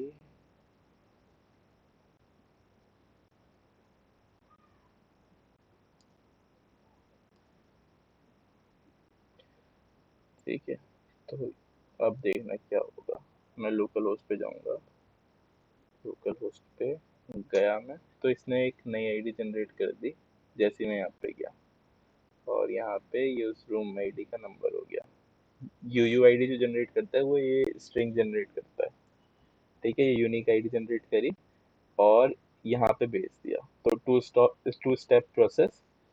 जब हम इस URL पे गए तो इसने पहले तो एक स्ट्रिंग जनरेट करी, एक रूम जनरेट करा, रूम का नाम, और फिर इसने उसको उस रूम पे भेज दिया। जैसे अभी देखो ये है, अब मैं इसको अब जाऊंगा तो एक अलग यूनिक आईडी आएगी, जैसे 131 से स्टार्ट हो रही, देखना अभी ये बिल्कुल अलग आईडी आ गई। तो अगर कोई यहाँ पे ऐसे करेगा तो अलग आएगा, लेकिन अब मैं क्या करूंगा, मैं इसी URL को अपने दोस्त को बोलूंगा कि भाई इस URL पे आ जा, वो इस URL पे आएगा, तो उसकी और मेरी रूम आईडी सेम होगी। ठीक है, अब वो गलती से अगर कहीं और चला गया, मतलब उसने उस URL पे जाने की जगह यहाँ पे गया, तो उसका अपना रूम बन जाएगा दूसरा। समझ पा रहे हो मैं क्या कर रहा हूँ? हाँ सर। आप समझ में आ गया? कोई दिक्कत तो नहीं है? तो अब बस यहीं तक ही रखते हैं, आगे का काम कल करेंगे। और जैसे कि आपने रूम जो आगे बना रहे हैं, जैसे कि आप हम लोग को लिंक शेयर करते तो वो लिंक टाइप का बन गया, यही आप हाँ बता रहे हैं? हाँ, यही बताना चाह रहा हूँ मैं। ये यहाँ पे जो बन रहा है, यहाँ पे एक यूनिक आईडी जनरेट हो रही है रैंडमली, और वो रैंडम आईडी जो है जनरेट होके वो लिंक बना रहा है। फॉर एग्जांपल मैं आपको इसको यहीं पे दिखा देता हूँ। मैं करता हूँ const UUID v4 is equal to, ऐसे नहीं होगा ये, ऐसे होगा id v4 is equal to require UUID। ठीक है, चेक करते हैं, मेरे ख्याल से नहीं होगा। हाँ, ये क्योंकि मैंने बाहर खोला है, इसको बंद करो, एग्जिट। तो मैं इसको यहीं पे ही जाता हूँ, cd session 10, वीडियो चैट, और यहाँ पे नोट स्टार्ट करता हूँ। तो यहाँ पे आना चाहिए, अगर नहीं आया तो फिर अलग तरीके से समझाना पड़ेगा।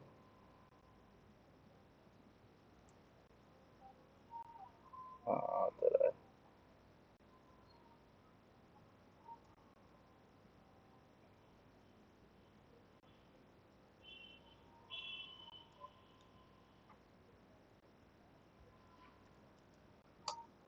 ठीक है, ये इम्पोर्ट हो गई। अब मैं क्या करूँगा, UUID v4 को जब भी ऐसे कॉल करूँगा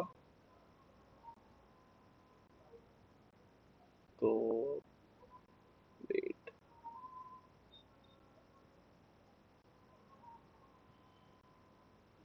क्या दिक्कत है?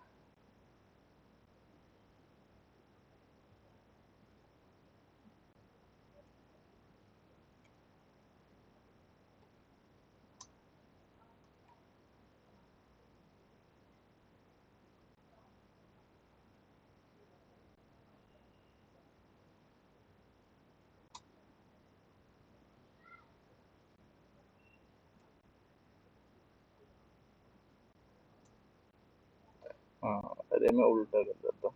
हाँ, तो जब भी मैं UUID वर्जन 4 चलाऊंगा तो मुझे ये एक नई स्ट्रिंग जनरेट करेगा। मैंने इसको रिनेम नहीं करा था, तो मतलब ये इसका नाम है v4 फंक्शन का। तो मैं जब भी इसको कॉल करूंगा फंक्शन एक्स को, ये क्या है? क्या एक्स डॉट क्यों लिख रहे हैं सर? x मैंने इंपोर्ट करा है ना यहाँ पे, अच्छा, ये कांस्टेंट x वैल्यू दिया है अपन। इज इक्वल टू ये, इसको इंपोर्ट करके मैंने ये नाम बदल दिया इसका। ठीक है, तो मैं जब भी जनरेट करूंगा तो ये नया नया यूनिक आईडी बना के देगा। ये बस एक स्ट्रिंग जनरेट कर रहा है और कुछ नहीं। अब इस स्ट्रिंग को मैंने इसके आगे अपेंड कर दिया, और मैंने इसको, जो भी यूजर आया था खाली वाले ब्रैकेट में, मैंने उसको इस वाले ब्रैकेट में भेज दिया नई आईडी जनरेट करके।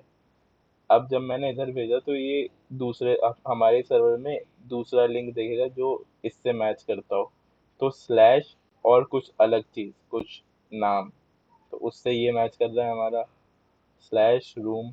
तो हमने क्या करा, इसको भेज दिया यहाँ पे, बात खत्म। पहले इससे मैच हुआ, फिर इससे मैच हुआ।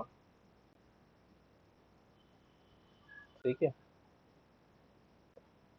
Yes sir. अब बताओ, ये हटा देता हूँ इससे मैं। बोलो,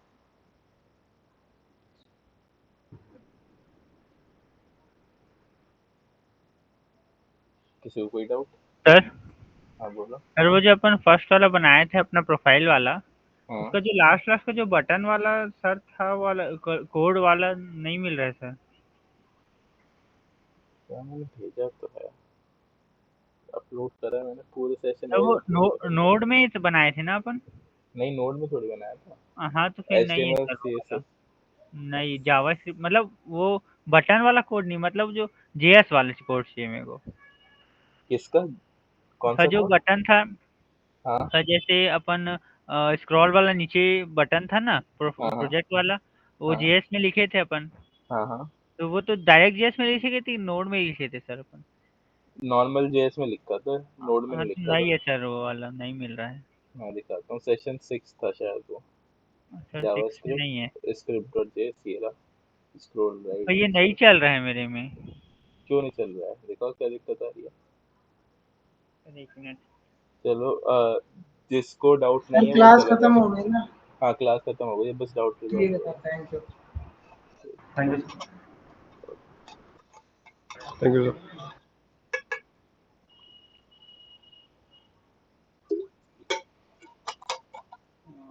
मुझे नहीं,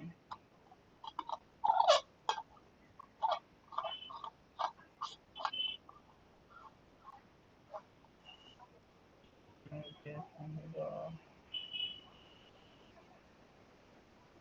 समझ गया।